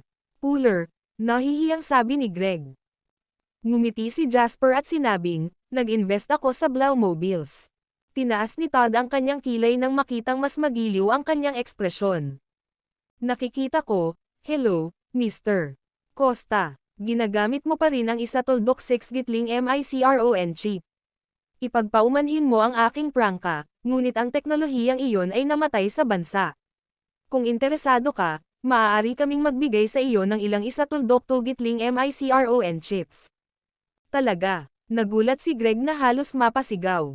Sa kasalukuyan, walang mga domestic na kumpanya na nakapag-iisa na makagawa ng micron chips, Lahat sila ay umaasa sa mga pag-import mula sa alinman sa No8 Semiconductor Manufacturing o ilang monopolyo sa United States o Germany, novel drama. Gayunpaman, ang mga kalakal na maibibigay ng mga kumpanyang ito sa bansa ay pawang mga teknolohiyang mabilis na nag-phase out, habang ang mga presyo ay mas mataas kaysa sa pinakabagong mga produktong teknolohiya na ibinebenta sa kanilang sariling mga bansa. Malinaw na ipinakita nito na binubuli nila ang mga tao ng Summerland para sa kawalan ng kakayahan ng teknolohiya na tumugma sa kanila, na nag-iiwan sa kanila ng madaling pagpili upang mascalp. Sinubukan pa nga ni Greg ang lahat para makuha ang 1.6 gitling RNICRON junks na ito na hinamak ng mga tao sa pamamagitan ng mga dating kaibigan ni Eric. Kung hindi niya ito gagawin, hindi rin sila makakabili ng basura. Gayunpaman, sa ngayon ay talagang nagbibigay si Todd ng isang batch ng 1.2 gitling MICRON chips mula sa No8 Semiconductor Manufacturing. Ito ay isang sorpresa kay Greg. Napakahirap ng pinanggalingan na kaalyado. Pagkatapos ng lahat, ang 1.2 gitling MICRONs ay ang kasalukuyang internasyonal na gold standard na teknikal na detalye, na ginagawa itong hinihiling sa buong mundo. Hindi pa banggitin na maraming domestic manufacturer ang gustong kunin ang mga produkto, kaya wala na kaming masyadong marami sa aming inventaryo. Gayunpaman, dahil ito ang kumpanya ni Mr. Lane, maaari kitang i-source ng isang batch kahit gaano ito kahirap. Pagkasabi nito ni Todd, tumingin siya kay Jasper. Malinaw na sinusubukan niyang pasayahin si Jasper. Masyado kang mabait, Mr. Puller. Hindi dapat tamaan ng isang tao ang isang nakangiting tao, lalo na kapag binigyan ka pa lang nila ng napakalaking regalo. Kaya naman, natural na walang dahilan si Jasper para tanggihan ito. Binalak pa niyang kausapin si Todd ng pribado. Kung tutuusin, namuhunan na siya ng humigit kumulang 100 milyon sa kanyang Steppers project. Gayunpaman, hindi pa niya nalampasan ang mga paghihirap sa paglikha ng 1.6 gitling MICRON chips, pabayaan ang 1.2 gitling MICRON sa isang nanoscale. Kung ang No8 Semiconductor Manufacturing ay handang tumulong, ito ay talagang isang malaking deal. Si Todd, na hindi alam na pumasok siya sa plano ni Jasper, ay mukhang masaya at magsasalita na sana nang bumukas ang pinto. Isang matabang lalaki ang itinapon sa loob. Ang pribadong silid na napuno ng amoy pansit ay napuno na ngayon ng amoy dugo. Nawala ang ngiti sa mukha ni Jasper. Napatingin siya sa lalaking hindi napigil ang nanginginig sa sahig, ang mga mata nito ay parang may malalim na iniisip. Sa isang tabi, nagliliyab ang mga mata ni Greg. Napatitig siya sa lalaking nasa harapan niya na kilalang-kilala niya, si Vinnie Goldman. Ang video na ito ay edited by Urban Storytelling. Kabanata 1477. Sino kayo? Sino ba kayo? Bumangon si Vinnie sa sahig habang nagpupumiglas. Puno ng dugo at dumi ang mukha niya nang idilat niya ang sobrang namamaga niyang mga mata. Namula ang kanyang paningin dahil sa kanyang dugo kaya hindi niya makita sina Greg, Jasper, at ang barkada, na nakaupo hindi kalayuan sa kanya. Tanging mga silhouette lang ang nakikita niya. Dahil sa gulat at galit ay napasigaw at umungol si Vinnie. Nang makita ni Todd si Vinnie ay nabigla din siya. Ang isa ay ang batang master ng No8 Semiconductor Manufacturing at ang isa ay ang boss ng isa sa pinakamalaking kumpanya ng pagmamanupaktura ng mobile phone sa bansa. Kaya natural lang na magkakilala sila. Palihim na sinilip ni Todd si Jasper bago siya nagpas siyang maghintay at tingnan kung ano ang mangyayari. Nakakross ang mga paa ni Henry. Nung kausap sila ni Jasper, tinakpan niya yung bibig niya. Sa ngayon, busog siya at parang dumating na ang entertainment. Hindi niya alam kung paano nasaktan ni Vinnie si Jasper at kung bakit hiniling ni Jasper kay Julian na bugbugin si Vinnie bago siya dalhin. Gayunpaman, hindi ito naging hadlang kay Henry na magkaroon ng interes sa kanya. Saan nanggaling ang taba na ito? Bakit ka sumisigaw? Pinagdikit ni Henry ang kanyang mga labi at mamulong. Galit na galit si Vinnie at umungal, "Who the hell are you? Alam mo ba kung sino ako? How dare you kidnap me? Gusto mo na bang mamatay? Impyerno." Natuwa si Henry. Matagal na akong hindi nakarinig ng ganoong kangas na pahayag, "Sino ka? Ikaw ay isang F***king taba** sa. Kung hindi mo binabantayan ang iyong bibig, kalimutan ang pagkidnap, Pinakamahusay na maniwala na hiwain ka namin sa mga piraso at kakainin ka ng aming pansit mamaya. Namuti ang mukha ni Vinny na puno ng dugo dahil sa galit. Pilit niyang idinilat ang mga mata at nakita niya si Henry. Tapos, nakita niya si Jasper at Greg sa tabi niya. Greg Costa, bulalas ni Vinny. Tapos, ngumisi siya. So, ikaw pala. Napaka-ballsy mo sa paghingi ng kidnap sa akin. Mas mabuting bitawan mo ako ngayon at pagkatapos ay palabasan mo ako ng pinto habang nakaluhod sa sahig ng may paggalang. Kung hindi, hindi mo kakayanin ang mga kahihinatnan. Vinny, ang yabang mo kahit nandito ka. Malamig na tinignan ni Greg si Vinny at nakangising sabi. Dahil may suporta siya, hindi na siya natakot. F***CQ, tanga *sa. Si Vinny ay hindi nagpakita ng anumang paggalang kay Greg. Tinuro niya ang ilong na ito at sumigaw, hindi ko inaasahan na paglalaroan mo ako ng mga dirty trick na ito. Mabuti, mabuti. Dahil gusto mong maglaro, paglalaroan kita hanggang dulo.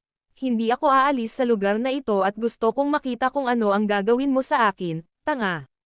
Papatayin kita kahit lumuhad ka at humingi ng awa mamaya. Ang yabang. Pinalakpakan ni Jasper ang kamay niya sabay ngisi, novel drama. Tiningnan siya ni Vinny mula sa gilid ng kanyang mga mata. Sa pagkakaalam niya, si Greg ay isang maliit na negosyante na walang background at kasanayan. Kaya, anong VIP ang malalaman ng taong tulad nito? Kaya naman, wala siyang pakialam kay Jasper. Sino ka? Sa tingin mo ba kailangan kong sabihin mo sa akin kung mayabang ako? Saway ni Vinny. Nang matapos niyang sabihin iyon, sinaboy ni Henry ang isang mangkok ng mainit na sabaw sa mukha at katawan ni Vinny. Ang sabaw ay umuusok pa at napakaanghang. Paglapag nito kay Vinny ay bumungad sa kanyang katawan ang puting usok at napasigaw siya habang galit na galit. F***CQ, anak ng ab***. Hindi mo ba ako naiintindihan noong sinabi kong bantayan mo ang iyong bibig? F***sik ka diretso sa impyerno. Napatingin si Jasper kay Greg habang nakatingin ang huli kay Vinny na humahagulgol sa sakit habang nakahawak sa mukha. Ang ibig sabihin ng hitsura na ito ay maliwanag. Gustong ibigay ni Jasper ang pagkakataon at kapangyarihan para makaganti kay Greg. Naintindihan naman agad ni Greg ang binabalak ni Jasper. Bakas sa mga mata niya ang pag-aalinlangan at pagpupumilit bago siya tumayo para humakbang papunta kay Vinny. Ngumisi si Jasper habang pinagmamasdan ang likod ni Greg. Sobrang nasiyahan siya. Kung ang isang tao ay hindi maglakas loob na sampelan ang isang taong unang sumampal sa kanila, kung gayon siya ay karapat-dapat na mamatay. Ang video na ito ay edited by Urban Storytelling. Kabanata 1478. Ano ang maaaring makamit ng isang tulad nito? Isa pa, ay nalalayan din siya ni Jasper. Hindi alam ni Greg kung ano ang pinaplano ni Jasper, ngunit sa sandaling ito, siya ay labis na nasasabik.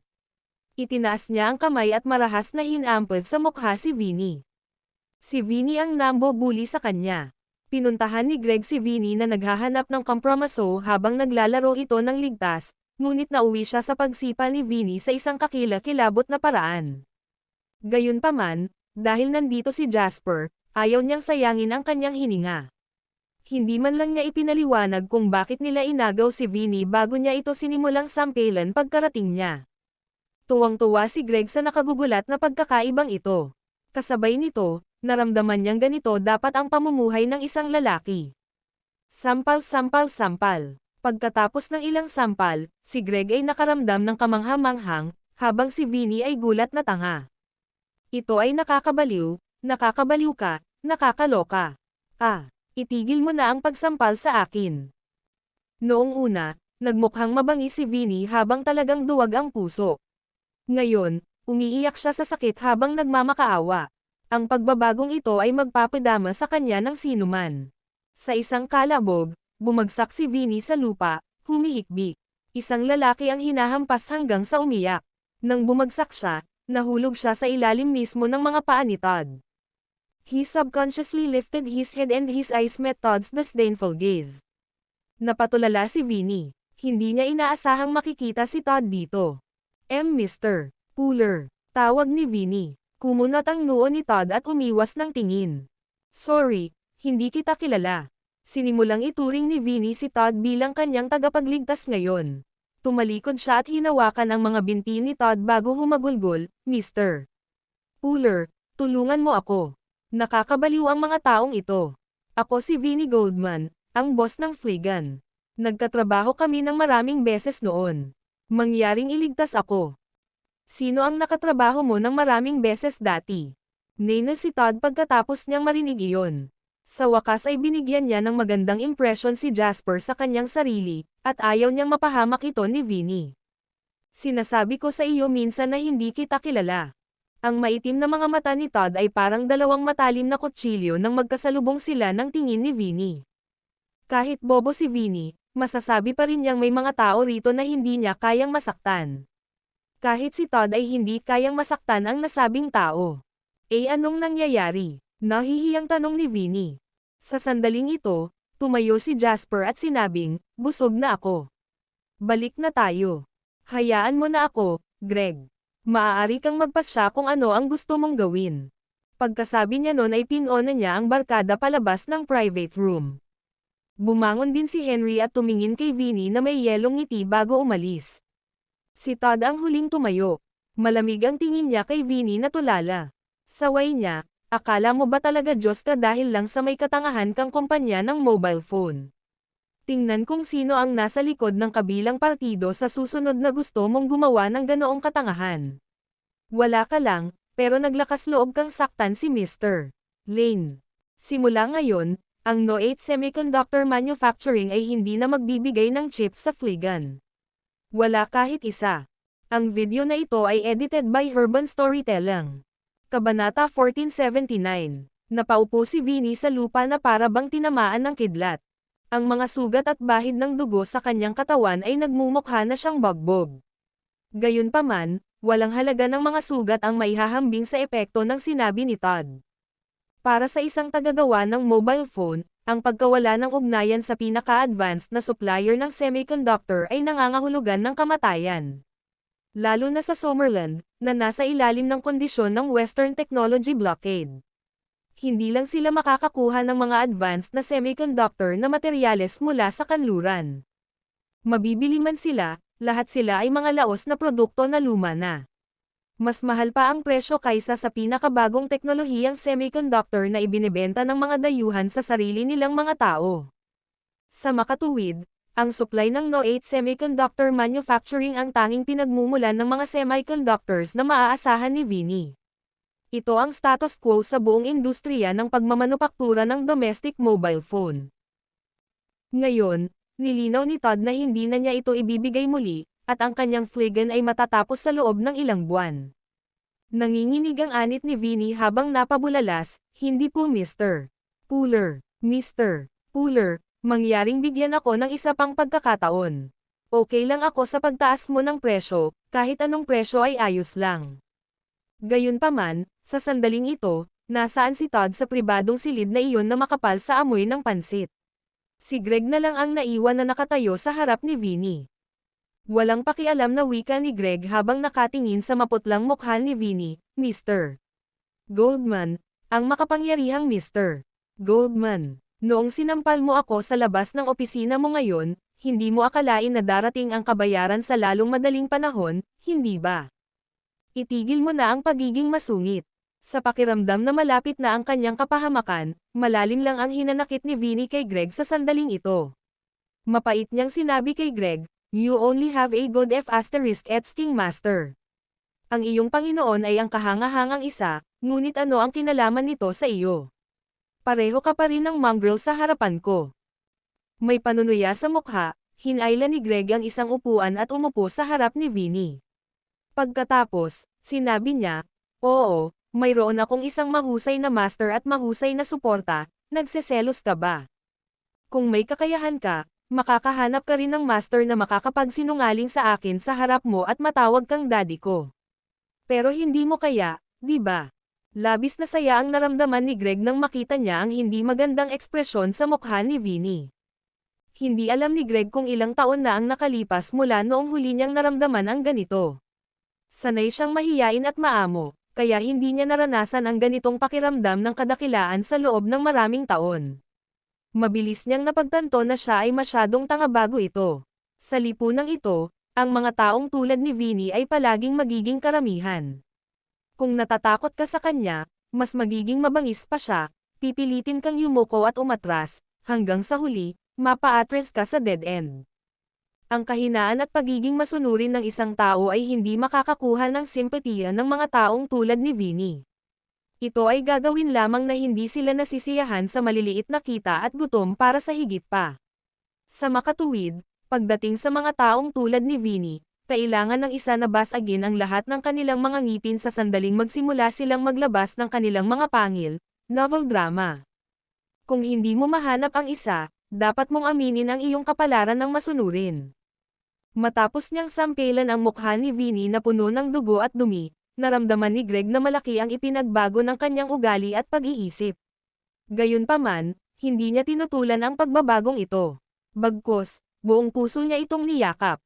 Alam niya kung gusto niyang mabuhay sa malupit na mundo ng negosyo na puno ng panlilinlang na kailangan niyang baguhin. Sabihin, kailangan ko pa ring magpasalamat sa iyo. Yumuko si Greg at lumapit kay Vinny bago ito dahan-daang sinabi. Ang video na ito ay edited by Urban Storytelling. Kabanata 1480. Malamig na tinignan ni Vinny si Greg. Galit ang kanyang tingin, ngunit hindi siya nagsalita.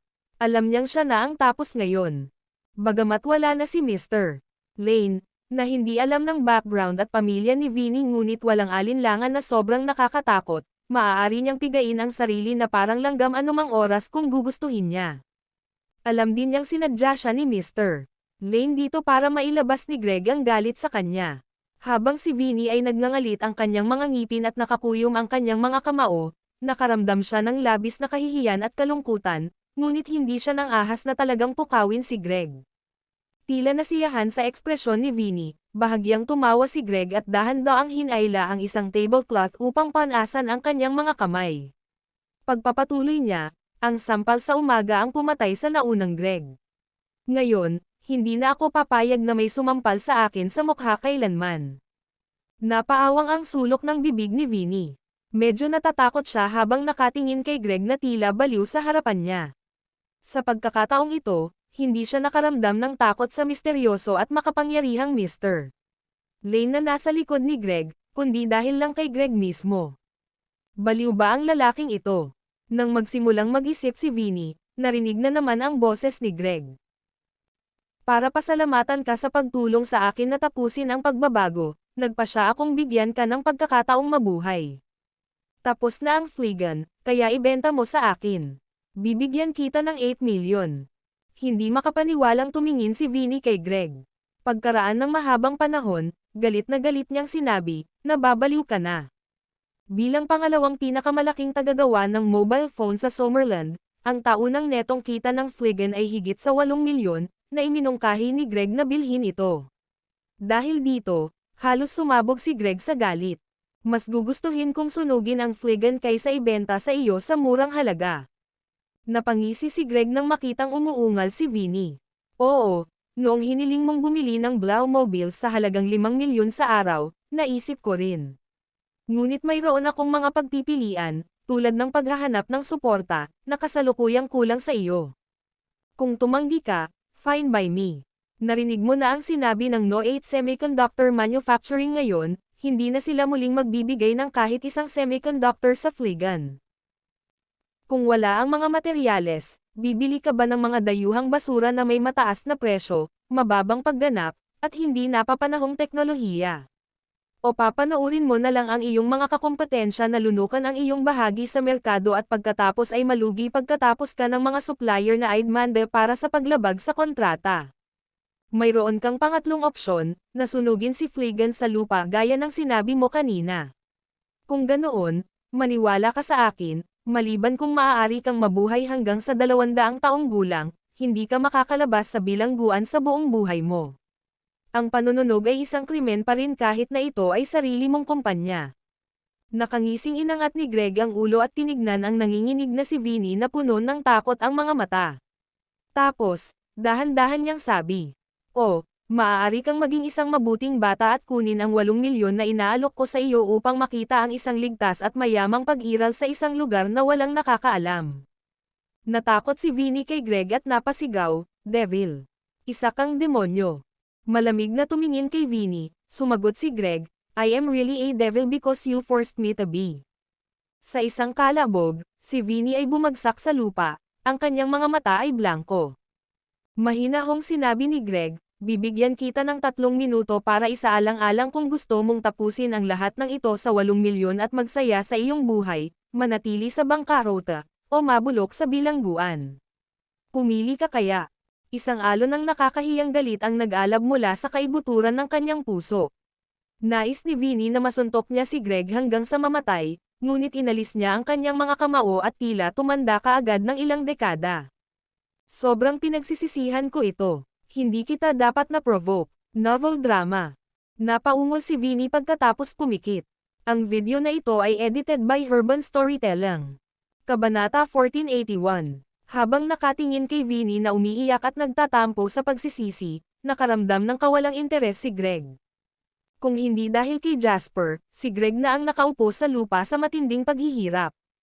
At the end of the day, nangyari ang lahat ng ito hindi dahil nasaktan ni Vinny si Greg, kundi dahil nasaktan niya si Greg, na si Jasper ang amo niya. Kaya naman, alam na alam ni Greg kung saan nagmula ang lahat ng kapangyarihang ito at kung kanino niya dapat pasalamatan ito. Hindi malayo ang nilakad ni Jasper at ng kanyang barkada. Kung tutuusin, kailangan nilang hintayin si Greg na matapos ang pag-aayos. Kaya, naglakad sila papunta sa isang cafe malapit sa restaurant kung saan nakakita sila ng tahimik na sulok at naupo, novel drama. Hindi pa tapos ang negosyo sa side ni Greg, kaya kahit may sasabihin sina Jasper at Todd sa isa't isa ay pareho silang natigilan. Maging si Todd, na halatang nagpakumbaba, ay hindi kumilos ng masyadong sabik. Ito ang tuntunin ng negosasyon. Ang partido na unang nagsalita ay karaniwang ibinibigay ang kanilang kalamangan. Ang ilusyon na inisyatiba sa negosasyon ay isang pangunahing salik na kumakatawan sa malalaking interes. Kinailangan ng isa na magsalita ng pangungusap sa bawat pangungusap at gawin ang mga bagay ng paisa-isa. May sasabihin pa sana sila pagkarating dito ni Greg, kaya hindi nagmamadali si Todd. Kaya naman, nakipag-chat lang siya kay Jasper ng kalokohan para magpalipas ng oras. Maya-maya, nagmamadaling lumabas ng pinto si Greg. Mr. Lane, tapos na. Lingid sa kaalaman ni Greg, sinimulan na niyang tawagin si Jasper bilang Mr. Lane sa halip na pangalan lang. Hindi napansin ni Greg ang maliit na pagbabagong ito habang nanatiling hindi nagbabago ang ngiti ni Jasper. Gayunpaman, nagpakawala siya ng isang malaking buntong hininga sa kanyang puso. Ngayong sinimulan na siyang tawagin ni Greg bilang Mr. Lane, nangangahulugan ito na nawalan siya ng isa pang kaibigan at nakakuha ng isa pang karampatang subordinate. Ang Diyos lamang ang nakakaalam kung siya ay natalo o nakinabang dito. Gaya nga ng kasabihan, araw-araw ay tataas ang katayuan at posisyon ng malungkot at balo. Si Jasper ay nagkaroon ng mas malalim na karanasan at pag-unawa sa pangungusap na ito. Mabuti naman, ngumiti si Jasper at tumango. Sabi ni Greg na may hitsura ng pananabik, binili ko ang fligan sa halagang 8 milyon. Nagtaas ng kilay si Jasper. Ang orihinal niyang intensyon ngayon ay ipaunawa kay Greg ang mga alituntunin ng kaligtasan ng buhay sa negosyo at lipunan nang sa gayon ay humantong ito sa kanya na kumita. Ito ay kahit na sa halaga ng pagkakautang kay Todd ng isang maliit na pabor. Gayunpaman, ang nakuha ni Greg mula sa senaryo na ito ay tila higit pa doon. 8 milyon, binente niya, tanong ni Jasper. Ngumiti si Greg ng matagumpay at sinabing, wala siyang pagpipilian. Kailangan niyang ibenta sa gusto niya o hindi. Kawili-wili, biglang tumawa si Todd. Matalino ang lahat sa eksena. Maging si Henry, na hindi kasali sa negosyo, ay dalubhasa sa larangan ng pambubuli. Kaya naman, natural na naiintindihan niya ang sinasabi ni Greg. Nakita ni Greg na ipinagpatuloy ni Todd ang paksa at agad na sinamantala ang pagkakataong magsalita, Mr. Puller, nangako kang bibigyan ako ng isang batch ng isa tuldok tugitling micron chips. Ngayong binili na ng Blau Mobiles ang fligan, hindi mo na maibabalik ang iyong pangako. Natigilan si Todd. Hindi niya talaga inaasahan ito.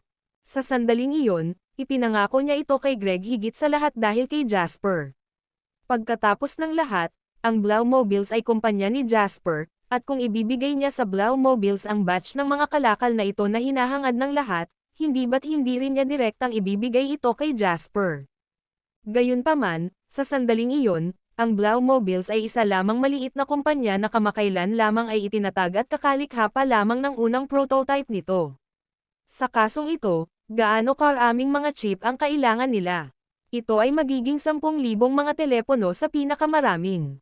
Gayunpaman, ngayong nilamon na ng Blaumobiles si Fligan, ang figurang iyon ay magiging kakilakilabot. Ang video na ito ay edited by Urban Storytelling. Kabanata 1482. Gaano man kabait si Todd, walang dahilan para basta na lang mamigay ng daan-daang libong isatuldok-tugitling micron semiconductor na materyales na nilagyan ng pinaka-advanced na teknolohiya. Mukhang constipated si Todd. Tapos, inikat niya ang ulo niya at sinulyapan si Jasper sa tabi niya. Gayunpaman, nakita niya si Master Jasper na nakasandal sa sofa na nakabuka ang isang braso sa armrest ng sofa habang ang isang kamay naman ay nakasuporta sa kanyang katawan. Nilalaro pa niya ang kanyang cellphone sa kanyang palad. Ngumiti si Jasper at tumingin kay Todd na parang walang balak magsalita, novel drama. Damn it! Anong profiteer? Nang makapagdesisyon na si Todd at magsasalita na sana, nagsalita si Jasper. Greg, hindi ka matino. Ang No8 Semiconductor Manufacturing ay hindi isang kawang gawa. Si Mr. Puller ay handang tumulong sa amin, ngunit kung hindi kami nasisiyahan sa maliliit na kita, nangangahulugan ito na kami ay walang kabuluhan. Nang marinig ito, napangiti si Todd. Bigla niyang naramdaman na mabait si Jasper at napakadaling kausap. Gayunpaman, nagbago ang lahat sa susunod na pangungusap. Siyempre, mabait si Mr. Puller and is also a man of his words. Natural, hindi siya magsisinungaling sa iyo. Kaya lang ang presyo ng mga bilihin ay dapat nakabatay sa presyo sa merkado at hindi bababa sa 1 sentimos, understand? Nawala ang ngiti sa mukha ni Todd. Anong biro? Ito ba ay isang usapin ng pera? Kahit na ang mga semiconductor para sa isatuldok-tugitling micron chips ay mga pangunahing produkto ng teknolohiya sa buong mundo, sa ilalim ng Western Technology Blockade, mahirap pa ring makuha ang mga naturang produkto sa Summerland. Sa makatuwid, kung gagawin itong available ng No8 Semiconductor Manufacturing ngayon, ang pinakamahalagang bagay ay hindi kung magkano ang maibebenta nito, ngunit kung gaano karaming mga benepisyo ang maaari niyang ipagpalit. Kailangang malaman ng isa na napakaraming mga domestic na tagagawa ang nangangailangan ng ganitong uri ng semiconductor. Bukod dito, ang mga semiconductor ay hindi lamang kapaki-pakinabang para sa paggawa ng mga mobile phone. Halos lahat ng mga produktong elektroniko ay nangangailangan nito. Dahil mataas ang demand ngunit mababa ang supply, kailangang maging partikular ni Todd kung sino ang nakakuha ng mga kalakal at kung gaano karaming supply ang makukuha nila. Sa makatuwid, ang inaalala ni Todd ay hindi kung magkano ang maibebenta nito, ngunit ang pinagbabatayan na kita na makukuha niya sa pagbebenta nito. Nakangiting tumingin si Todd kay Jasper at saka tumingin kay Greg nang may pag-asa bago ito ngumuso. Paano ba naman kapag tinitigan niya ito, mas lalo niyang nararamdaman na may binabalak ang dalawang ito laban sa kanya. Hey, Mr. Puller, may iba pa bang mga konsiderasyon? Biglang sinabi ni Henry ang dahilan kung bakit tumalon ang noo ni Todd. Kung mailalarawan si Jasper na iniunat ang kanyang kamay sa harap ni Todd upang humingi sa kanya ng mga benepisyo na may ngiti, mailalarawan ni Henry na direktang iniabot ang kanyang mga kamay sa bulsa ni Todd para kunin ang kanyang pera. Parang nagbibiro siya, pero malinaw ang pananakot sa pangungusap na iyon. Hindi naman, si Todd ay may time ding ngiti sa kanyang mukha nang magdesisyon siya. Umiling siya at mariing sinabi, basta goods. Magkano ang gusto mo? Magpadala lamang ng liham sa punong tanggapan ng No8 Semiconductor Manufacturing mamaya. Sasabihin ko sa tatay ko. Salamat, Mr. Puller. Mabilis na nagpasalamat si Greg sa kanya. Sa anumang kaso, nakakuha sila ng malaking kalamangan sa bagay na ito, at sa katayuan ni Jasper, hindi niya personal na mapasalamatan si Todd. Ang responsibilidad na ito ay natural na nahulog kay Greg. Siya ay may mahusay na mga kasanayan sa pakikisalamuha, kaya pagkatapos magsabi ng ilang mga salita ng pasasalamat, umalis siya kaagad. Ang Blaumobiles ay maliit, at ang Fligan ay malaki. Kung gusto mong lumunin ang Fligan, hindi magiging madali itong tunawin sa napakaikling panahon. Kung kailangan mo ng anumang tulong sa bagay na ito, sabihin sa punong tanggapan at hahayaan ko silang tumulong saan man sa tingin ko ay angkop. Pagkasabi ni Jasper niyan ay umalis na si Greg na tuwang-tuwa. Para sa kanya, tapos na ang laban na ito at oras na para tamasahin ang mga bunga ng kanyang tagumpay. Para kay Jasper at Todd, nagsimula na ang paghaharap. Ang video na ito ay edited by Urban Storytelling. Kabanata 1483, Mr. Lane, sa totoo lang, gusto kitang maging kaibigan. Si Todd ay hindi isang maramo na tao, at dahil siya ang kahalili na personal na sinanay ni Old Master Puller, siya ay may karakter at napakasophistikado. Bagamat ang mga nakaraang pangyayari ay medyo nalungkot at hindi komportable, dahil nakapagdesisyon na siya, agad niyang inayos ang kanyang pag-iisip at sinubukang purihin si Jasper upang makamit niya ang kanyang layunin. Tumanggaw si Jasper at sinabing, mahilig din akong makipagkaibigan. Mas mabuting magkaroon ng maraming kaibigan tulad ni Mr. Puller. Ang mga regalo ay nakabulag sa mga mata.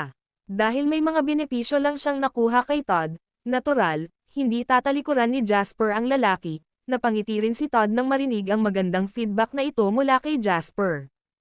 Pagkatapos ay sasabihin ko lang ito ng diretso, umaasa akong maabot ang isang pangmatagalang strategic partnership kasama si Mr. Lane at JW. Novel drama.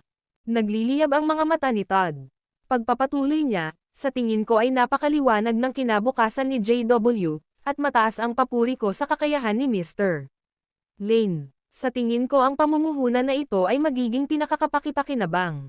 Masyado kang mabait, Mr. Puller. Tumawa ng mahina si Jasper at sinabing, mayroon akong Blaumobil sa ilalim ng aking pangalan at mayroon din akong kumpanya ng paggawa ng electronics. Pareho sa dalawang kumpanyang ito ay may napakagandang relasyon sa negosyo sa No8 Semiconductor Manufacturing.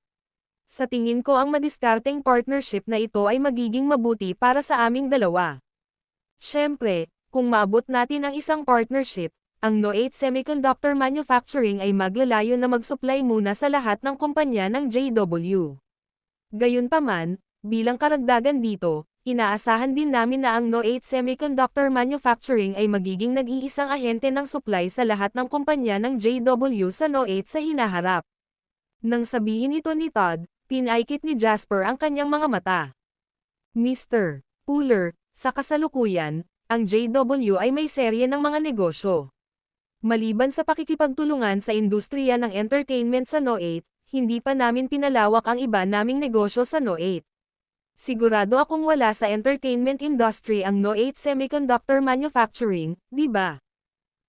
Nagkibit-balikat si Todd at sinabing, dahil hindi natin ito ginagawa ngayon, hindi ibig sabihin na hindi na natin ito gagawin sa hinaharap. Kahit wala ka sa palengke ng No8 ngayon, hindi ibig sabihin na hindi ka napapasok sa hinaharap. Ang pinakamahusay na negosyo ay negosyo para sa hinaharap. Binago ni Jasper ang pagtingin niya kay Todd pagkatapos niyang sabihin iyon. Mr. Puller, na nagsalita ng diretso sa puso ko. May ibang business din ako. I wonder kung magiging interesado ka dyan. Ang pahayag ni Jasper ay naging dahilan para ma-curious si Todd. Sabi niya, oh, ano ito? Plano kong magsimula ng isang pundasyon. Ngumiti si Jasper at sinabi kay Todd ang kanyang plano. Ang pundasyong ito ay maaaring pansamantala o pangmatagalan, ngunit ito ay kasalukuyang may isang layunin lamang at iyon ay ang pag-snipe sa stock market ng Estados Unidos. Ang nangyari sa stock market ng Estados Unidos ay hindi lihim sa kasalukuyan. Maraming tao na nakakaunawa sa pananalapi at mga stock ang nag-usap tungkol dito pagkatapos ng hapunan. Pagdating sa isang tulad ni Todd, ang ganoong bagay ay malinaw bilang araw. Kaya, walang itinago si Jasper at direktang sinabi sa kanya ang lahat. Ang stock market ng Estados Unidos ay sarado pa rin, ngunit pagkatapos nito, magkakaroon ng ilang malalaking paggalaw.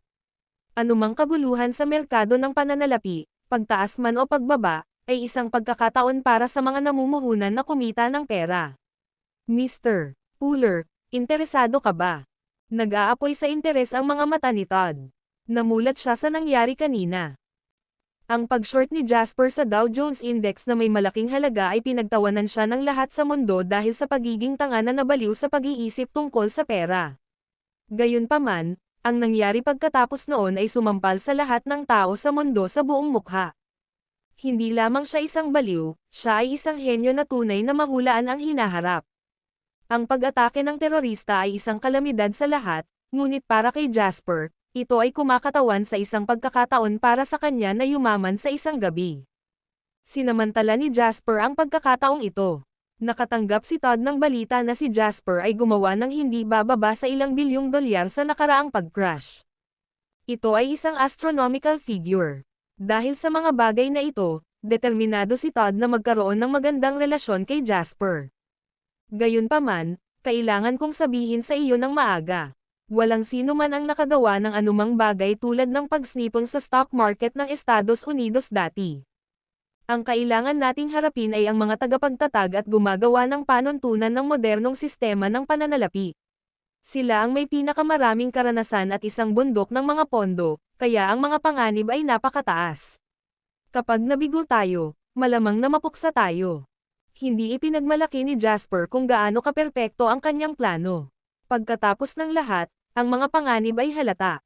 Sa puntong ito, mas mabuting maging tapat. Saglit na nag-isip si Todd at sinabing, pwede lang akong mamuhunan sa pangalan ko. Tumanggo si Jasper, naiintindihan ko. Ang komposisyon ng mga bahagi ng No-8 Semiconductor Manufacturing ay komplikado, kasama hindi lamang ang mga higanteng Western gaya ng Philips, kundi pati na rin ang gobyerno ng No-8. Sa makatuwid, gaano man katapang si Todd, hindi niya maaaring isali dito ang No-8 Semiconductor Manufacturing. Hindi rin niya magagamit ang pangalan ng kanyang pamilya. Bagamat ang kanyang pangalan at pangalan ng kanyang pamilya ay isang bagay lamang ng interpretasyon, sa maraming pagkakataon, ang mga simantika ay magkakaroon ng malaking epekto ng spillover. Magkano pera ang gusto mo? Tanong ni Todd. Ang minimum ay $1 bilyong, walang maximum. Ang sagot ni Jasper ay naging dahilan ng paghinga ng malalim ni Todd. Ang laking halaga. Malumanay na sabi ni Jasper, isipin mo kung ano ang gagawin natin.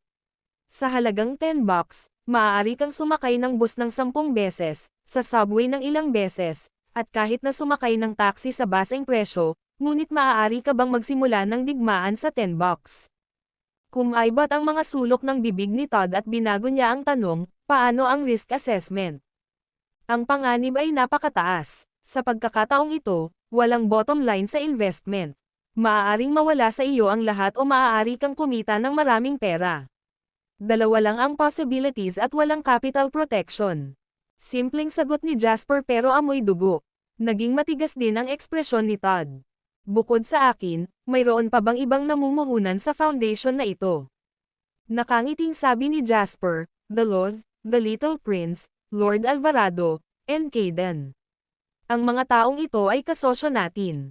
Mukhang tormented si Todd. Inangat niya ang ulo niya at diniinan si Jasper. Huling tanong, mananatili pa ba ang pundasyong ito pagkatapos nito? Mahinang tanong ni Jasper, Mr. Pooler, marami ka bang pakialam dito? Siyempre naman. Biglang sinabi ni Todd, ayaw mo bang magtayo ng organisasyon tulad ng Empire Meat, Mr. Lane? Matapos marinig ito ni Jasper, pinaikit niya ang kanyang mga mata at ngumisi. Samantala, nagbago ang ekspresyon ni Henry sa isang tabi. Pagkatapos, siya ay naging napakasaya. Damn, kung magpasya si Jasper na tawagan ang kanyang mga tao para gawin ito, isipin mo na lang ang mga miyembro ng organisasyong ito. Ang aking sarili, ang munting prinsipe, si Caden, at si Lord Alvarado. Ang mga taong ito lamang ay higit na mataas kaysa sa Empire Meat. Gano ito kapanapanabik, bilang founder, hindi ba ang presensya ni Jasper ay nakakabulag sa lahat sa tuwing lalabas siya? Ang video na ito ay edited by Urban Storytelling. Kabanata 1484. Nang si Henry, na dating maligamgam kay Todd, ay muling tumingin sa lalaking ito, bigla niyang hindi naramdaman na ang lalaking ito ay umamoy ng betel nut. Ngayon, habang nakatingin siya sa kanya, mas nakakatuwang si Todd sa mata. Mabait at promising ang batang ito. Kaya, medyo nasiyahan si Henry sa gayong ideya. Gayunpaman, si Henry na nakakaramdam ng kagalakan ay narinig ang mga salita ni Jasper sa ilang sandali pagkatapos. Hindi ako interesado. At least, hindi ako interesado dito ngayon. Ang mga salita ni Jasper ay umuulan sa parada ni Henry. Pagkatapos, biglang naging malungkot si Young Master Lo. Sa tingin ko ito ay isang magandang ideya. Anong maganda dito? Sinaman ng tingin ni Jasper ang tanga. Si Fabian ang nagtatag ng Empire Meat, pero hindi mo ba nakita kung paano namin ito binuwag kanina lang? Gayunpaman, ngayon gusto mong simulan ang isa sa iyong sarili. Sa tingin mo ba ay nararapat talaga ito? Walang pakialam na sabi ni Henry, isang club lang. Ang isang high-end na club na tulad nito ay talagang lubhang kapaki-pakinabang. Talo lang sa'yo si Fabian ngayon, kaya sa tingin mo may lakas siya ng loob na ipaglaban ka. Umiling si Jasper, sumagot si Jasper, hindi ito isang bagay na lumaban siya o hindi, pero sa ngayon, hindi pa ito ang tamang oras para magsimula ng ganitong club. Pangalawa, wala akong oras at lakas para gawin ito. Nakikita ko. Pag-usapan natin ito sa ibang pagkakataon. Hinimas ni Henry ang kanyang baba at sinabing hindi nasisiyahan. Nang makita ni Todd si Henry na nagsasalita, medyo natuwa siya. Gayunpaman, nakakagulat na determinado si Jasper, kaya tumigil si Henry sa pagtulak sa bagay na iyon pagkatapos itanong ang dalawang tanong na ito. Nasaan ang iyong kayabangan, Young Master Lo? Bakit ka naging yes man sa harap ni Jasper? Mr. Lane, hindi ako sumasang-ayon tungkol sa maling timing. Sa tingin ko dahil plano mo nang simulan ang foundation na ito, sa tingin ko ito na ang pinakamagandang pagkakataon. Masigasig na tiningnan ni Todd si Jasper at sinabing, ano ang mas angkop na pagkakataon para sa lahat na magtulungan upang labanan ang mga dayuhang kaaway sa ilalim ng pagbabantay ng isang malakas na kaaway. Sa puntong ito, Mr. Lane, ikaw ang tagapagsalita na kinikilala ng ilang mayayamang pamilya at ikaw ang nagdadala ng bigat ng pangyayari. Sa sandaling gumawa ka ng tunog, madali mong makakalap ng isang grupo ng mga tao sa paligid mo. Kung may mga pinansyal na alalahanin, makatitiyak ka na maaari akong agad na kumuha ng $500 milyong bilang gastos sa paghahanda ng pundasyon. Ito ay para suportahan ang pagtatatag ng foundation at walang kinalaman sa dating $1 bilyong na pamumuhunan. Tumingin si Jasper kay Todd, na sobrang masigasig, at ngumiti ng malalim. Hiniling niya kay Jasper na magtayo ng isang club na katulad ng Empire Meat at binibigyan pa niya si Jasper ng pera para gawin ito. Ito ay $500 milyong. Kung ang lahat ng pera ay gagamitin para sa club na ito, ang Empire Meat ay magmumukhang isang stall sa gilid ng kalsada kung ihahambing. Gayunpaman, kailangang magtaka kung bakit naging masigasig si Todd. Ito ay $500 milyong, hindi $5 o $10. Hindi naniwala si Jasper sa isang libreng tanghalian, lalo pa sa libreng tanghalian na $500 milyong. Sa mundong ito, lahat maliban sa iyong mga magulang ay pareho. Palagi kang kailangang magbigay ng kapalit sa kinuha mo. Kung walang pag-aalinlangan mong tatanggapin ang iniaalok sa iyo ng iba, hindi mo masisisi ang iba kapag inalis nila ang mayroon ka. Novel drama. Samantala, tila nakita ni Todd si Jasper. Ngumiti siya at sinabing, Mr. Lane, halatang hindi ako nag-alok na bigyan ka ng libreng pera ng walang dahilan. Kami ng aking ama ay lubos na makakasuporta sa iyo at may tatayo ang pundasyong ito, o ang club na ito, o organisasyon. Ang tanging hiling ay gusto kong magkaroon ng hindi bababa sa 25% ng mga shares pati na rin ang posisyon ng pangalawang in command. Ang video na ito ay edited by Urban Storytelling. Kabanata 1485. Kanina pa siya naghihintay. Naalala ni Jasper ang sinabi ni Henry kung paano ginawa ni Todd at ng kanyang ama ang lahat para ipitin sa tunay na matataas na uri at bigla niyang naintindihan ang ibig sabihin ni Henry dito. Ang $5 bilyong ang kanilang admission ticket. Nakangiting tumingin si Jasper kay Todd at sinabing, Mr. Puller, with all due respect, gusto kong malaman ang sagot sa isang tanong, syempre, kung hindi komportable, maaaring piliin ni Mr. Puller na huwag sagutin ito. Malabong alam ni Todd ang gustong itanong ni Jasper, ngunit tumanggo pa rin siya. Sige po Mr. Lane, hindi ko talaga itatago ang kaya kong isagot. Kahit hindi ko masagot, hindi ako magsisinungaling sayo. Tumanggo si Jasper, may pera at mapagkukunan ang No8 Semiconductor Manufacturing. Masasabing nag-e-enjoy kayo sa market dominance sa No8.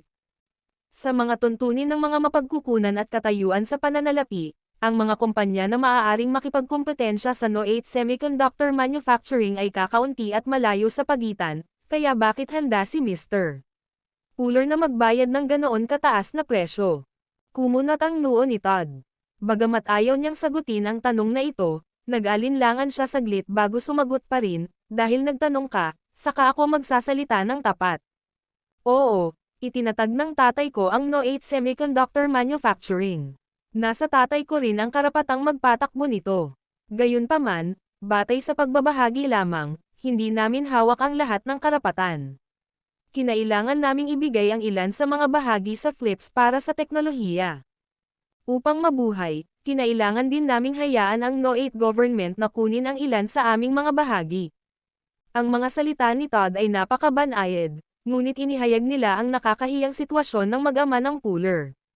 Bumantong hininga siya at sinabing, may mga topic na mas sensitive, kaya hindi ko na itutuloy. Hindi ito ang kupsa. Sabihin pa tungkol dito. Matalino ka naman Mr. Lane kaya alam mo ang sinasabi ko diba? Nang makita ang pait ni Todd, tumanggaw si Jasper at sinabing, naiintindihan ko. Ang mag-ama ng Puller ay talagang mga tagapagtatag ng No8 Semiconductor Manufacturing. Gayunpaman, ang mga kumpanya tulad ng No8 Semiconductor Manufacturing ay sensitibo. Matapos ibigay ang malaking bahagi ng kanilang equity para sa teknolohiya at kaligtasan, ang No8 Semiconductor Manufacturing ay nasa isang delikadong posisyon. Ito ay hindi na isang purong komersyal na kumpanya, at sa maraming mga kaso, kailangan din itong ipatupad ang isang pampulitikang layunin. Gayunpaman, malinaw naman, hindi ito ang gusto ng mag-ama ng Puller. Hindi sila nasiyahan sa pagiging mga tagapagsalita ng interes, lamang. Sa makatuwid, masigasig nilang gustong pumasok sa upper class na bilog at makatakas sa mga tanikala na kasalukuyang sistema ng shareholding ng No8 Semiconductor Manufacturing, novel drama. Umiling si Jasper, diretsyong nagsalita si Jasper nang hindi masyadong nag-iisip tungkol sa isyong ito, maraming salamat sa iyong pagiging prangka, Mr. Puller. Pero ganoon pa rin ang sasabihin ko. Hindi ito ang oras para sa panukalang iyon. Sorry pero hindi ko na maipaliwanag pa, Mr. Puller. Nang makita ang disappointed look sa mga mata ni Todd, inabot ni Jasper at tinapik siya sa balikat. Ipinagpatuloy niya, ngunit maipapangako ko sa iyo na kung balak kong ipagpatuloy ang pagtatatag ng naturang pundasyon sa mahabang paraan sa hinaharap, isasaalang-alang ko ang dating kahilingan ni Mr. Puller. Talaga, gulat na sabi ni Todd. Si Jasper ay hindi lamang ang pagpipilian ng mga Puller, ngunit siya ang kanilang pinakaangkop na inaasam-asam. Kung maaari, gustong makatrabaho ni Todd si Jasper. Kaya naman, nang mabalitaan niyang may pagkakataon pa, kinilig siya. Tumanggo si Jasper at ngumiti, stay alive, and then we'll talk about the rest. Back to what we said about investing in the foundation, what do you think, Mr. Puller? Gawin natin. Todd reared his teeth at sinabi. Alam niyang ito ang unang hakbang para makilala si Jasper, at ito rin ang pinakamahalaga.